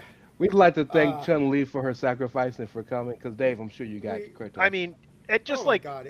yeah, it's Anybody I who's- just sorry, just real quick, like dude takes care of like world level threats, you know, He's a like he god defends killer wor- for fuck's yeah, sake. I mean man. any shot with the god slaying weapons is she's done. well, Yeah, look. In March Madness, dog, like, Kentucky be beating UC Santa Barbara. Somebody got to be the 16 seed, my boy. This Go ahead, isn't Dave. Virginia. Somebody This is has to UCLA. die. Somebody has to die, and in this situation, it's you, Chun Li, because anybody who's played any of the God of War games knows that, yeah, Chun Li can go, she can fight, but nah, man, it's over in about 10 seconds. Kratos easily. Let's Moving get to forward, the hard. Let's get to the hard ones, Ray. Come on now. well, And not to man. be like overly, sexist about it, but as long as it's going to last as long as he would like to, take in the stunningness of Chun Li. The boy can kill it whenever he wants, but he's gonna just Dim let it go. thighs. Maybe he's actually thinking about like they could have a super child. It's like, hey, you could stop trying to. Okay, stop doing that. He Can already we got a talk super for a child. second? That's like the whole. That's like It's the like- whole plot He- for one of like, those games. He's like, I'll do the dishes and everything. Like maybe he would domesticate, and Chun Li wouldn't have none of it. I so mean- she was Dunley. There are some moments in God of War games where you can get some alone time. oh. With the Well, ladies. let's move forward. Our 215 seed from Halo, Dave's favorite game, we have the Master Chief himself versus, if you're a kid of the 90s, the most popular character maybe in the history of video games. Sophie Shout Turner. out to Sophie Turner, Lara Croft from Tomb Raider. We're going to go in inverse order this time. Dave, why is Halo going to win since it's your favorite game? This is almost as lopsided as the first one. It's Master Chief, man. He's got far superior weaponry. He's got a far superior battle suit. He's got Cortana, who's going to tell him everything Laura's going to try to do before Laura probably even thinks about it. Yeah, I mean, like Tony stated, the only chance Lara Croft has is if Master Chief, if it's like the John from the series, who actually is not completely robotic and actually sees some things and has some interest in some alone time, maybe Lara Croft has a chance there. But otherwise, come on, man. This is just, she can't do anything to that battle suit. He's going to throw a frag grenade or a plasma grenade at her, and it's going to be, it might last 1 second longer than the Kratos versus Chun-Li match, but maybe. It might be 1 second quicker, to be honest with you guys. Yeah, this is Master Chief all the way. No questions for me. Patrick? No real notes here. Yeah, like I love Lara Croft. I love her resourcefulness. I love like she survives in ancient temples with like jaguars and shit. But Master Chief just too much firepower. Her two pistols ain't gonna stop them. That gun or that body armor. Go ahead, Tony. They already said it all. You know what I'm saying? It's Agreed. There's like the smallest inkling of a victory for Lara Croft would be the unbelievably ridiculous like moment of surprise, but we're not that's the initial beginning of what we're doing here. Is this is like a level battlefield, and it's just not happening. Master Chief he's like 7 feet tall with that shit on too. Like that's pretty tough to get past. I don't think anything she has would be able to do that. Moving on. The 3 versus the Mega Man. What a 14 great seed. game. Samus Aran from Metroid versus Mega Man from Mega Man. Tony, you said what a great game. Mega Man beating Samus Aran? No. Shout out to Mega Man 5 and 6 were 2 of my favorites. Those were some great games to have and played with my cousin growing up. But I just think Samus just has his abilities are just way on a much higher level, more impactful. I think it's going to be a lot easier to take down Mega Man. Mega Man, it's kind of going to be more of like an annoyance, like someone turn the light off so that the bugs go fly up to the light up over there by the street over there. You know what I mean? Gave it his Dave. all. Go. Who you got, Dave? Yeah, I got Samus as well for a lot of the same. It's closer. Let me put it this way. It is a closer matchup than the Master It's a better Chief Lara suit. Croft. It's a better Yeah, suit. but it is, and Mega Man's got some other. He has got some weaponry that Laura does not have that he can actually fire against Samus. But Samus's her power suit is probably arguably more powerful than even Master Chief's is. She's got that power beam. She can morph into she can turn herself into that morph ball, so she's got more mobility than Mega Man. She's just going to pack a bigger punch, strength and striking power and distance. I think Samus has got the advantage there. They're both got speed and agility's pretty close.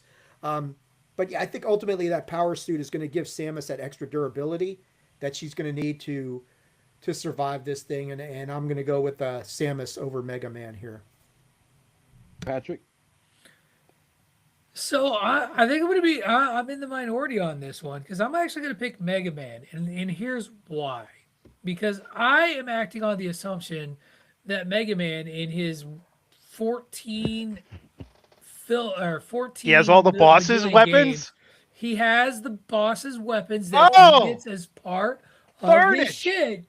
Tharnage! It's not Tharnage. This It's is how this he is what operates. No, when this happens, instead of calling it pure carnage, we call it pure Tharnage right now. We're having pure Tharnage.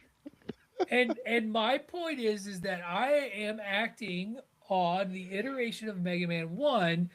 Like that's what he does is he acquires all of this. Dave was like he has access to weaponry. Yeah, like Guts Man where he drops the giant blocks, Cut Man with the scissor head thing. Like he has all of this weaponry. Like that is overwhelming even to Samus's arsenal. And so I went with Mega Man based on the idea of the character having what he would have in the game that you would play.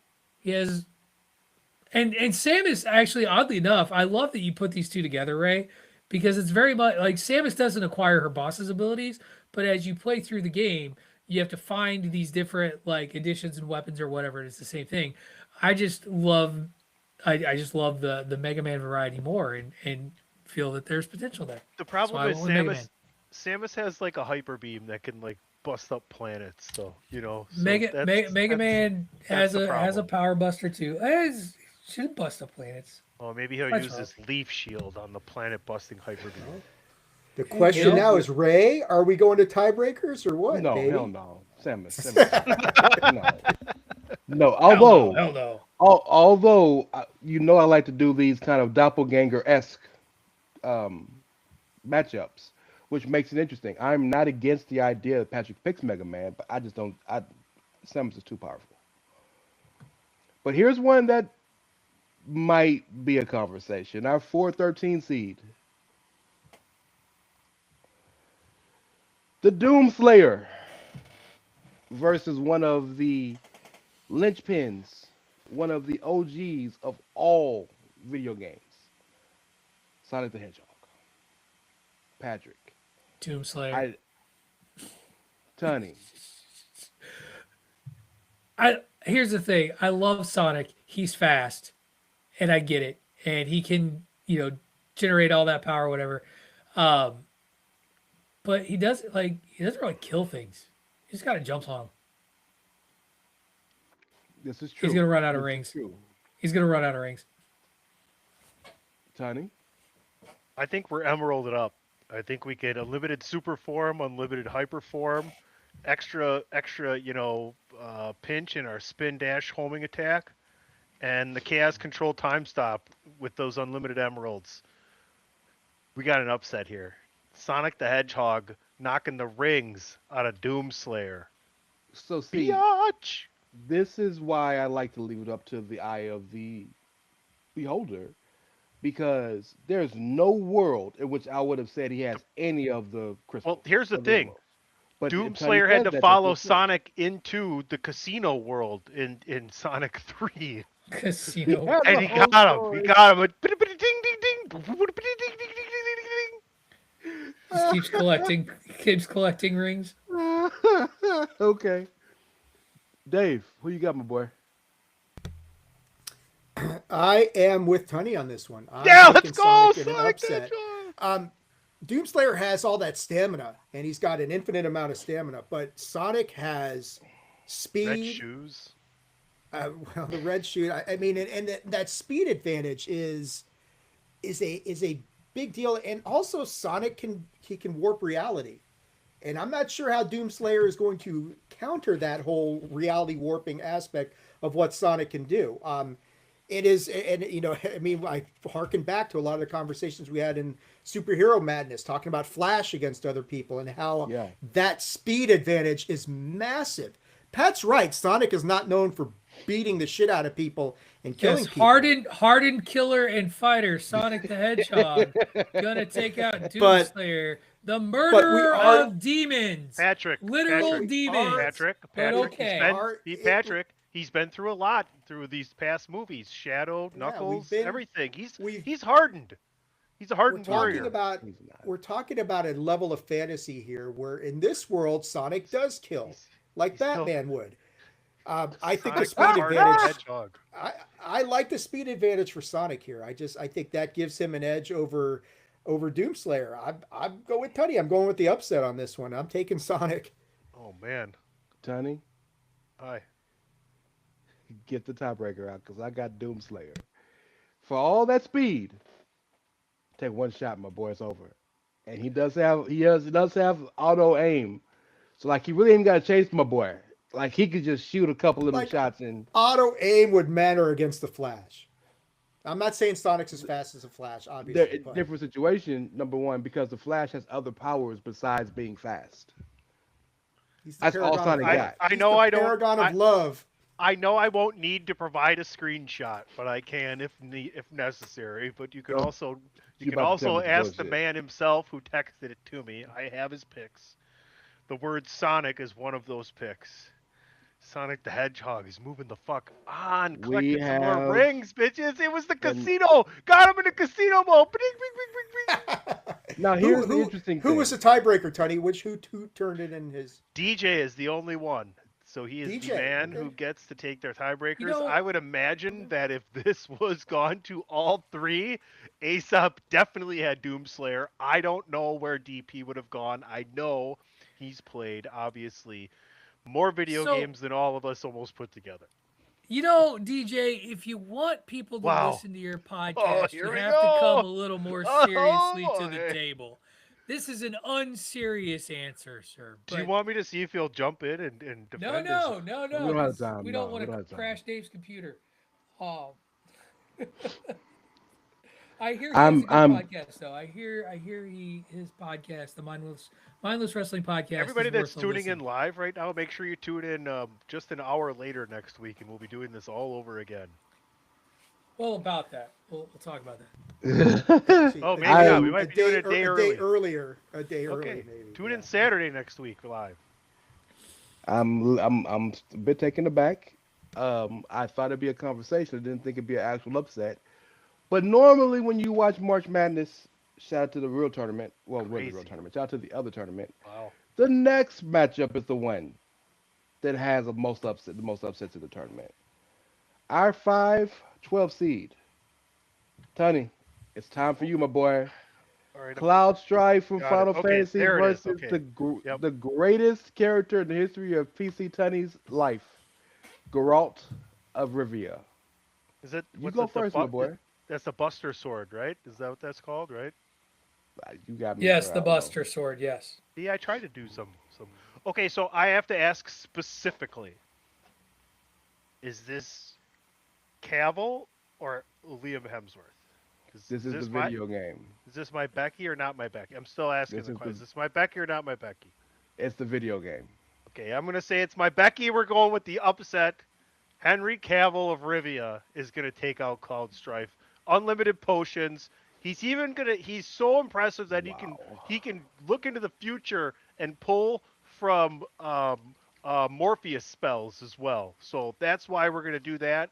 We got Morpheus Fishburne spells along with Cavill of Rivia with the big. We're upsetting it out today. Let's go. Geralt of Rivia, plenty of potions, taking that gigantic Buster blade over there from Cloud Strife. Adios, muchachos. David. No.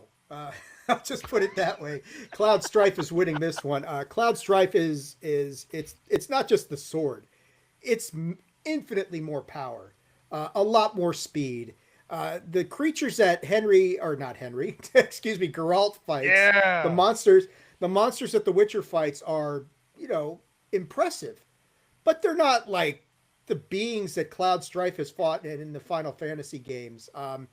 And if it comes right down to it, and Pat knows he's played Final Fantasy games, that limit break that Cloud Strife has, that's game over if we get to that point. And I don't think it gets to that point. So I got Cloud Strife winning really handily. And you know how much I love Geralt of Rivia. But yeah, man, this is Cloud Strife's all day long. I got him winning this one by a healthy margin over Geralt.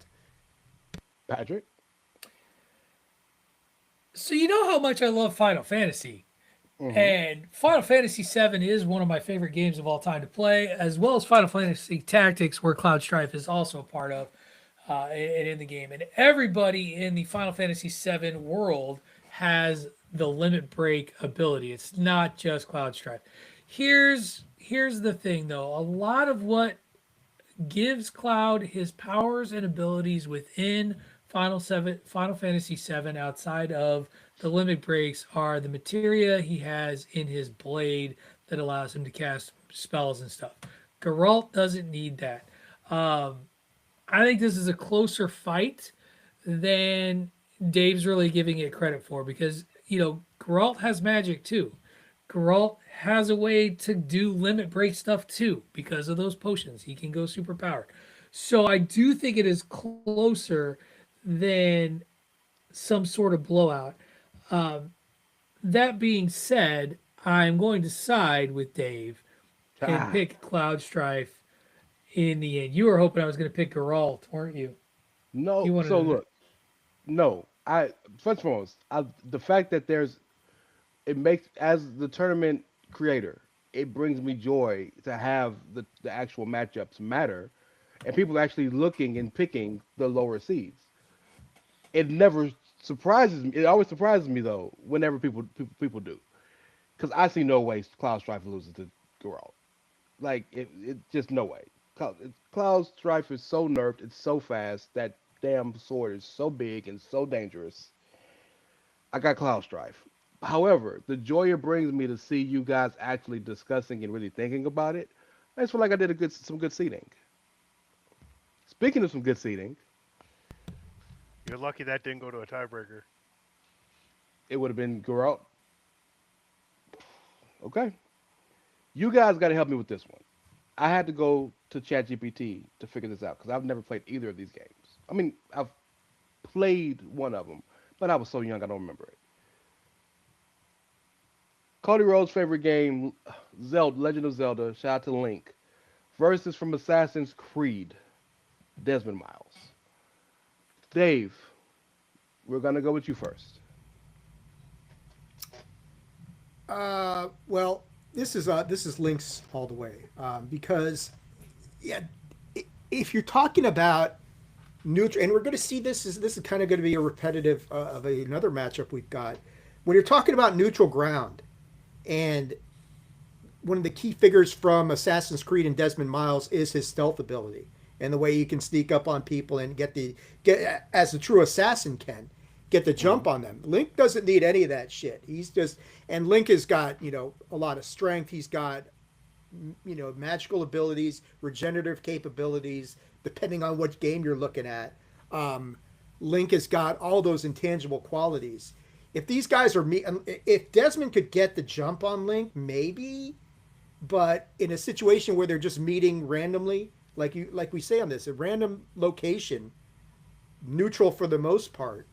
Yeah, I don't give Desmond Miles too much of a chance here. I think he is, after all, at the end of the day, he's a human with extremely great abilities from an assassination standpoint. But you're not beating Link, man. Link's got too much power. He's fought. Desmond fights humans and assassinates humans. Link fights, Ganon. Yeah, Ganon, crazy Wonder where dragons and all.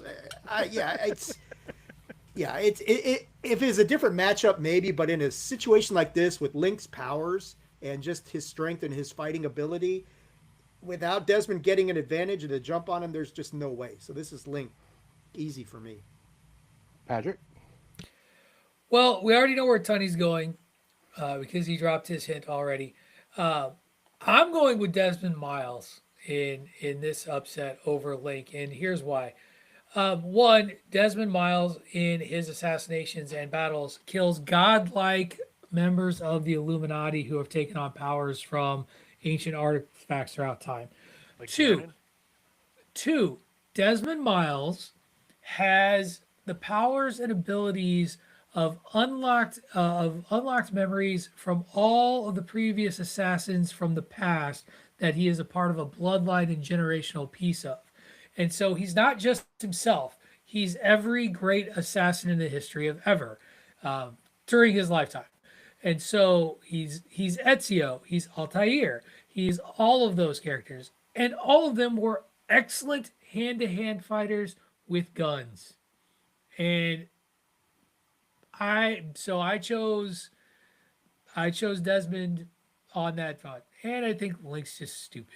But that's just Wow. I don't like Go The ahead. Legend of Zelda very much at all, guys. Sorry. So So when Ray Retainer picks Tunney. Link, it's fine.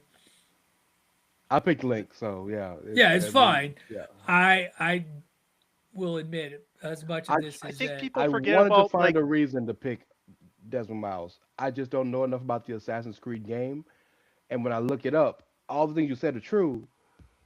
I just think the things that Link can do way outweigh the things that Desmond Miles I can mean, do. once he finds all that shit that lets him do all the things he can do.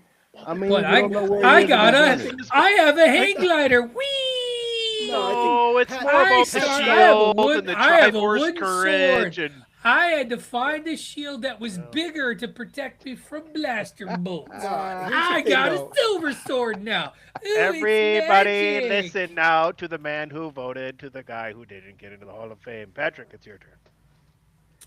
He already voted. No, I think Pat raises some good points about Desmond accumulating prior memories and fighting styles. But yeah, I mean, when you got magic and ranged weapons, that's awfully tough for an assassin to overcome. I mean, And Link's got a Desmond's lot whole of life those. is ranged weapons. Like, literally, that's what he does. But anyway, it's okay. Okay. I lost. Okay. Let's move I on. think you're missing some of the weapons that Link has. That's That all. he has to find. But anyway, it's fine. Go ahead. And Tony, it is for sure Link, just for the record. For me, oh yeah. Okay. All right, guys. Now we're getting in some real fights here. I disagree. Maybe I don't know. I'm curious to see what you guys think of this one. We're talking about Master Assassins. You don't get much better than our number 10 seed. Our 710 seed from Mortal Kombat, Oh, this is good. Hellfire himself, Scorpion, versus the baddest man walking the planet in the 1990s from Metal Gear, Solid Snake. Go ahead, Patrick. It's your turn. Well, speaking of guys that are much better at sneaking around and killing people and taking them out, and really being Not much focused better. on and being not being seen and not being in hand-to-hand combat. I sure hope he can sneak up on Scorpion because he's gonna harpoon a bitch. I think Scorpion's gonna harpoon a bitch, and Solid Snake ain't gonna win it. Again, you want to talk about otherworldly abilities and powers. He, he's part demon for God's sake. Like, I go with Scorpion over Solid Snake, and I love Metal. I love stealth games in general. Those are my jam. I love Metal Gear Solid, but he's also a clone slowly deteriorating over time. And I don't know, when you have a game where you had to eat regularly to keep playing the game, I'm just done there. Like fuck Metal Gear Solid 3. Like what? Better go hunt some food now, Snake. You're getting hungry again. Anyway, Go ahead, Dave. No, everything Patrick said. As much as I love Solid Snake and the Metal Gear games, yeah, you're talking about a character who breaks the laws of physics. It's just going to drag Snake into like some alternate dimension that will nullify anything that Snake can do, assuming he can survive the teleportation. There's just and it's similar to Desmond Miles. This is the matchup I was specifically referencing. Unless he gets the jump on Scorpion, and that assumes Scorpion won't just resurrect himself, then this is Scorpion's win over Solid Snake. It's a bad matchup for Snake. If you had Snake versus Desmond, that'd be a fun one. that would But have been a good matchup. that would have been fun. But against Scorpion, get over here, or something like that. Percival Charles. We'll keep it moving along. Get over here, Toasty. Oopsies. All right, guys. This is the marquee matchup. This is what everybody came to see. What everybody wants to talk about. The two biggest characters in the history of video game history. Your 8 seed, it's a him, Mario, versus your number 9 seed, Pikachu. Super Mario Brothers versus Pokemon. Dave, where we going, brother? Yeah, man, this is the tough one. This was the one that required the most thought. From a standpoint of strength and kind of like ability to strike at a distance, maybe I give the slight edge to Mario there. These guys are both super fast. Pikachu's probably got a little bit of an advantage in speed. Mario's a little bit more durable. I think Pikachu is. and Pikachu relies a lot on that electrical attacks and that sort of thing. I'm gonna go with Mario by the slightest of margins, simply because I think he's tougher at the end of the day than Pikachu is.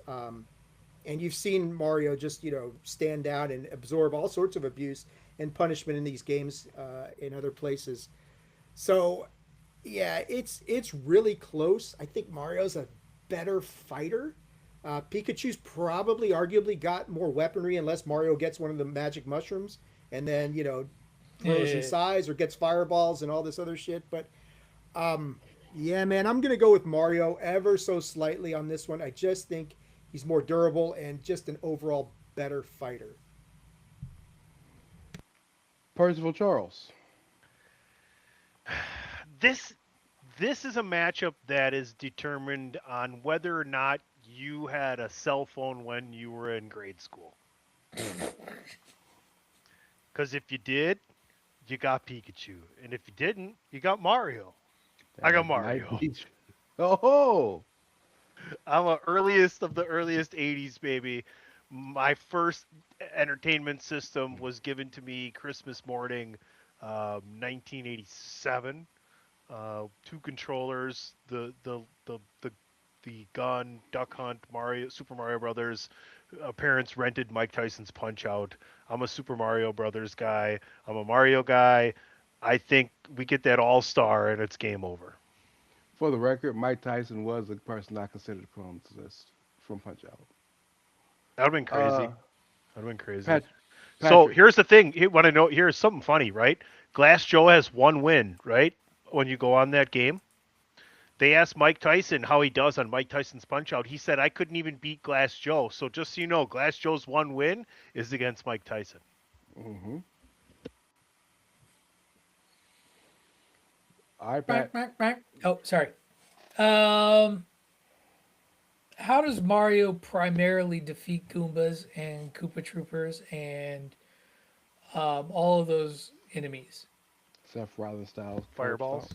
He stomps them, jumps How on their does head. he Fireballs. stomps them? He doesn't. He has to get a power up to do that. How does Pikachu? What is Pikachu's power? What does he do? Like I don't know. I never watched Pikachu. Electricity. Well, that's He wow. blasts electricity literally from his body His Volt to destroy attack? enemies. He is going to shock the shit out of Mario and Volt electrify tackle. that nervous system. You're crazy. And Pikachu, Pika Man. beats Mario. Period. Every time I play Super Smash Brothers, you know what? Pikachu beats Mario. Just happens. It's a fact of life, guys. And I'm sorry, I love me some Mario. I love that he's got his little raccoon costume. And he Wow. tries to flip around with his little tail. And look at me, I can fly. Look at me, I can fly. Nope. Zap. So what are we, Get outta 2 to here, 1? Mario. 2 to 1 now? So, I love Mario. Mario's the most important character in the history of video games. Most popular character in the history of video games. But Mario's just a motherfucking dude out here doing He's shit. a fucking He has plumber. no powers. He can't even keep his And pants so up. He's gotta I'm have not overalls. expecting him to find a mushroom or Wow. a flower. We're about Or to be a betrayed, star. Dave. We're about to be betrayed by a man with a beard shortly, Dave. Here's the most important thing, though. The most important thing, and this goes to show you two don't know shit about Pikachu. Pikachu Who? be Charizard, my Pika boy. who? Huh, Pika who? Pikachu be Charizard, my boy. Mario Dave said beat the most egregious thing I've ever heard Bowser. in the history of. Yeah, with power-ups. Bow- It wasn't just Bowser regular is basic. him. Bowser is Oh, basically Charizard. well, okay, well, sorry. Pikachu's got all this lightning just stuck up his ass, apparently. What did I say that that- was so egregious, Ray? That Mario has the better ranged attacks. No. Well, if he's got the power ups. Well, if he's got the feather, if he can do feather fireballs, Even with if he All-Star, has the you're power-ups, over. It's are you- over with. Are you gonna? Are you? You Give met, me even feather if he has the fireball, power-ups, are you All-Star gonna Mario. say? Got you. Even if he has the power-ups, are you gonna say Gambit has better power-ups? Gambit has better range attacks than Storm? No, she controls the fucking weather, bruh. Well, we're not comparing Pikachu to Storm, are we? Pika! Pikachu has just as much so power disappointed in you, Patrick. electronically than Storm. Pikachu. I just Patrick, follow look the at rules the- of the game. I look just at the follow rules of fucking- game. Look at the fucking show logo behind you, you son of a bitch. Yeah, when did Mario ever ninja kick anybody in a fucking video game? I'm When? trying to. I'm saying. Ray, So you and I are right. Just yeah, of like we were course. right about Josh Allen, we were right about this too. Well, Exactly. Y'all doesn't matter don't what really have a lot of doesn't clout matter right what now. it doesn't matter what any of us think, does it? Not Well, anymore. okay, then Matters you what said that. DJ. So Matters what DJ what? thinks. What is that? What is that? Yes, tiebreaker. Go ahead. Well, I already gave it Yep. away. Pikachu, baby. I knew he was worth listening to. He's got Pikachu. Hey man, Well. the boy thinking. He's thinking with some actual sense today. Sometimes So he's a little minded. 50% of the time, he's right every time. He's a Sex Panther, all right, Dave. Yeah, he is. So our number one seed, Kratos, defeats 16 seed Chun-Li. Our number 8 seed, Mario loses to our number 9 seed Pikachu. Our number 5 seed Cloud Strife. Sparing Mario the disgrace. What's going to happen to Pikachu? Yeah. Our number 5 seed Cloud Strife defeats Geralt of Rivia. Our number 4 seed Doomslayer gets a surprising exit by our number 13 Sonic. Our number 6 seed Link moves on, defeating Desmond Miles the 11. Our number 3 seed Samus Aran defeats her sort of kind of doppelganger, number 14 Mega Man. And in straight clean sweeps, number 7 Scorpion beats number 10 Solid Snake, and number 2 Master Chief beats Lara Croft, which means going forward in 4 weeks, when we finally get back around to the round of 32, Kratos will face Pikachu. It's been real, my Oh boy. boy. Oh boy. The number 5 That was Cloud going to be Strife- trouble for either one. Number 5 Cloud Strife will face number 13 Sonic. Number 6 Link will face number 3 Samus Aran. And number 7 Scorpion will face number 2 the Master Chief. That is in 4 weeks. But next week, What do we got? You're fucking doing Star Wars next Oh, week when I'm not no! gonna be here. I've Well, said you're this just to gonna you bitch for about weeks, R2 Patrick. fucking D2 or For CP39 or R2. You know what? I- No. I feel No. this is a conspiracy. No. You're This right. is a Don't worry about it. conspiracy against Don't worry about it. me. Hold on. Don't worry about it. For How you. some robot wasn't For there. you. Hold on. For you. We'll flip it. We'll do World Comics next week. No, bullshit. I like this. For you, I will flip it. Just so you can be here to see that R2D2 isn't in this motherfucking tournament. You wait till I respond to every single fucking matchup with who would win. I That's can't fine wait. because Patrick is now I'll have officially a going to be replacement. watching us on YouTube at the bowling tournament. Hold on, guys. I know it's my turn. That's fine. I need to respond to this. Okay, hold on a second. Yeah, I know. Did any of you else shoot a 245 last game? I don't think so. No, I did. Hold on. Boy, I sure hope I shoot a 245. Well, I'm trying to. Pat, play along, damn it! I'm playing you. I got you. Well, I playing got you you. down. I'm Get doing it. both things at the same time. I can do that. I shot a 685 for a series a couple days ago, so I'm with you. We will flip it, and we will out for you, Patrick. I will do. I feel like that's only right and fair. I feel like that's only right. Ray, you're gonna I think wish you you both didn't know. do that once we get to it, because you're just gonna talk about how you would have beat everybody else. Oh no, I do. Look at him! Look at him! Look at how happy! Oh my What? God! Look deep But, into hey, those but villainous eyes. You're right, but here's the Oh beauty of it, look! Tony. Oh, he's all two. He's gonna wind that up for 2 fucking That's weeks fine. and let it go in That's 2 a weeks. Halo. It's a That's Halo. fine. No, Here's that's the a beauty of It's a fucking Halo. wind up That's the all mouse. Let good. it go. Here's the beauty of it. He may be the boss of the show. He's not the boss of Battle Royal Madness. So Yeah, your well, boy I not mean, in the tournament. I let you have this time. I just Oh, put it out okay. I mean, I write the rundowns. So, all right. Thank you very even much, when he Ray. doesn't Good send him out work. even then when he doesn't send him out, even though he thought he did. You know what? A man Yeah. forgets every now and again, and then suddenly it's like this big crime against humanity. You know who didn't remind me? So I'm going to thank him publicly. Tunny. Thank you, Tunny. Thank you. I got no text. I'm eating my pancakes and I don't have anything to watch at the diner today. Like none of that. Didn't get that. Thank you, Tunny. Well, I'll kind of help you. Don't make it Yeah, worse. just- No, I'm going to help you move into what you probably want to do, and that is You know, Dave, how the last 2 times we've done shows, the last 2 days, I just complain about shoveling. Well, Patrick, I didn't say that to you because, again, every day I'm shoveling. This morning, Every day I'm again. shoveling. So I Yeah, we shoveled, had gotta we breakfast, got home, was video gaming, saw it there. I can be done talking for the rest of the show. This is a great show. Make sure you guys are tuning in on the live side every week because we're gonna keep doing these brackets. We're gonna keep following this. It's gonna last for some weeks. We're gonna cover everything else going on. If you're new to the show, follow me at PC Tunney. Listen to these guys for the rest of the show. I got at least 3 more vacations to take before this tournament ends. So We got Mark the Caddy coming for one of them. So oh, that's exciting. Okay. Before we go into saying our goodbyes, I do want to get into one of my favorite segments that I like to talk about, and that is what you watching. I'm going to go first this week because I got a confession. I got a confession to make, as the Foo Fighters so eloquently said.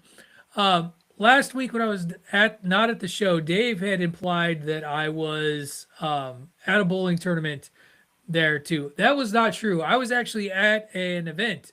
I was at a Labyrinth 40th anniversary event, rewatching a rescreening on the big screen of the Jim Henson classic film starring David Bowie and Jennifer Connelly, Labyrinth. Great film, awkward codpiece on one David Bowie for a children's movie. It is very much David and his Bowie. I've been very retro in the stuff I have consumed this week. I watched a CBS miniseries that was put out by Merv Allen, or not Merv, Merv Griffin. Merv Griffin did a production, multi-star production of Alice in Wonderland. It was a 2-part miniseries. Most notable, people remember it for Carol Channing singing a song about jam. It is a great show from my childhood that I put my wife through. Tony's nodding because he knows what I'm referring to. I introduced the little O'Dowd to the Terminator and Terminator 2. He enjoyed both. Kids never cease to amaze me, though. He liked 2 better than 1, I would say. But you never know what's going to upset a child when they watch them at any age. If you were to guess a scene from Terminator 2 that naked, bothered him to where, naked Arnold where he wanted to Schwarzenegger. step out, what would it's not naked Arnold Schwarzenegger. Okay, all right. So there was a scene in the movie that he was uncomfortable with and stepped out because he didn't want to see it until it was over. To be clear, I hadn't seen 1 when I was introduced to 2, and I was like, "What the? Why the? Really? What the?" Anyway, So if you were to peg a scene that you think would have upset a 13-year-old, what do you think it was? From Terminator 2. Is it where somebody Arnold gets- de-gloves himself? Is it that one? Nope. someone gets stabbed in the leg with a pen in the prison in the mental institute, right? Ray, do you care to have a guess? No. No, I it's have not. no idea. It was before Arnold removes his arm. It was when Sarah attempts to kill Miles Dyson and his little boy goes to shield him. And that upset him enough to where he that was too much. Everything else, fine. That was the moment that he did because he was worried about the kid. He was worried about the little kid. Children So in it's- peril bother my child. So it's like I'm not gonna watch this dog die in The Last of Us. Sorry, I'm out for the whole series. He wasn't out for the whole series. He came back, but he just didn't want to see that moment. No, but I'm saying. Oh, Shout but out to you empathy. personally. Yeah. Yeah. Shout out to empathy. Right. And then I texted this to Dave. I'm sitting at home. It's late Friday night, and I'm like, I should finish Alien Earth. And then I turn on Netflix, Yeah. and I'm like, oh, what's this series? Last Samurai Standing? We'll give it 5 minutes. I'm in on a new series. It's called Last Samurai Standing. It's a 6-part Japanese mini series on Netflix. It has been approved for season 2. The basic storyline is this takes place in the mid 1800s as Japan is modernizing, and a tournament is called for anybody who martial arts tournament, anybody who wishes to participate for a reward of 10 million or 10 million yen or 10,000 yen to go to this temple and participate in a martial arts tournament. And if you win, you get this reward. And it turns out it is members of modern Japan trying to eliminate all remaining samurai who are people stuck in their ways. And so you follow this one character who is going through PTSD, who participates in this tournament because his wife is sick with cholera and he has a little boy and he's looking for a way to pay for them to help them live. And I've only watched the first episode, but it starts like first episode has a 292 person sword fight to kick off the game because everybody has a tag. Each tag is worth a point. You have to reach 5 different locations and there's a different point total you have to have in order to gain entrance into that one. And so you get your tags by any means necessary. Great show, very simple story. It does have subtitles. I do think you can switch it over to a dubbing if you want, but totally worth my time. And once again, put Alien Earth on the back burner. Dave, what are you watching? A few things actually, but the two that I'm going to mention, and one of them I told you about, Pat, is I started watching Pluribus, which is fantastic. The first episode is one of the most unique alien invasions that I think I've ever seen. A lot of people in the UAP community have been telling me about this show. I get it. Absolutely. I get it after one episode. I will continue watching that. The other one is I continue to watch Fallout Season 2. And Macaulay fucking Culkin showing up in Fallout Episode 3 in Season 2 was not on my bingo card. But oh my God, I to steal wrestling parlance, I popped for that. He wasn't around very long, but still, that was really... That show's got a banger of a cast. And it has... Amazon has done a good job capturing the chaos of the Fallout universe. So I would tell people, go check that show out. It is excellent as well. So those are the two big ones this week for me.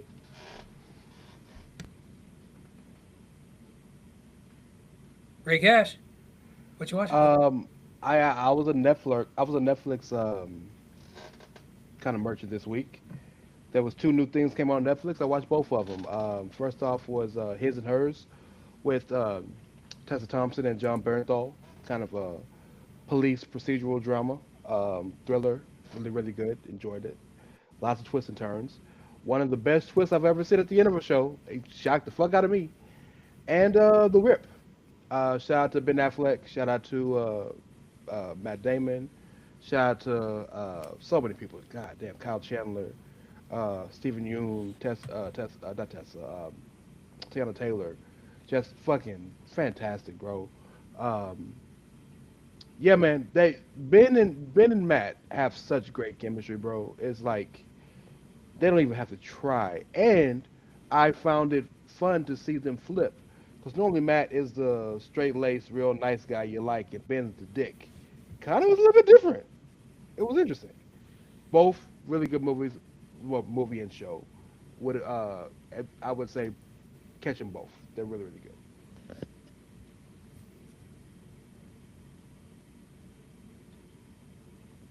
Are you going to go? I know you said you were done with the show. I so know. didn't know. I thought I got ahead of myself. I got a couple things. This is really fast, really fast. Things I need to watch. Ray, you mentioned The Rip.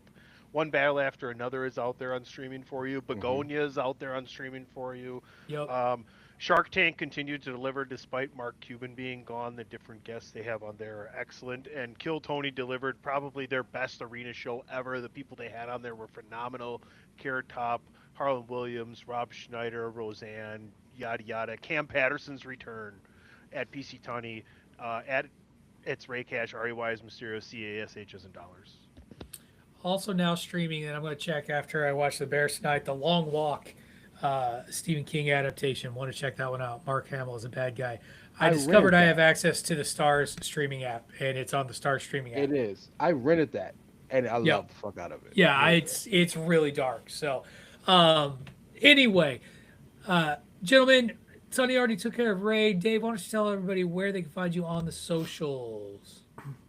Yeah, You can find me on X at Attitude Ag. That is at Attitude AGG. Check out the YouTube channel, Attitude of Aggression's YouTube channel, and go to the website, attitudeofaggression.com. Check out what we got going over there. And of course, for all of you who have tuned in for the live stream today, make sure you're checking out Bandwagon Nerds on its official X account at Bandwagon Nerds. Thank you for that. You can follow me on all of your major social media platforms at Wrestling Realist. That is at WRESTLNGREALIST. Catch me every Monday, Tuesdays, and occasional Wednesdays on the Chairshot Radio Network. Mondays talking nerdy stuff with these guys. Tuesdays talking sports on the Four Quarters podcast. Though during playoff season, we've been live streaming and dropping them earlier in the weekend so that we're in front of games. We'll probably do that next week with the conference championship games going, so be on the lookout for that. And then Wednesdays, when he comes back from his sabbatical, Greg DeMarco and I will talk some wrestling on the Greg DeMarco Show. Just want to do one other reiteration. If you're listening to us live right now, make sure that you like and subscribe to the Attitude of Aggression YouTube channel. Make sure that you're doing that, as well as following Bandwagon Nerds and the Chairshot Radio Network and Attitude of Aggression on all of our social media platforms as well. That is going to do it, though, for this week's edition of Bandwagon Nerds. So get yourself out of the basement, get some sun, and, play some video games. Maybe play some Super Smash Brothers and have Pikachu take on Mario and see who wins. And then come back and tell us in the comments next week. You've been listening to Bandwagon Nerds here on the Chairshot Radio Network, part of the Chairshot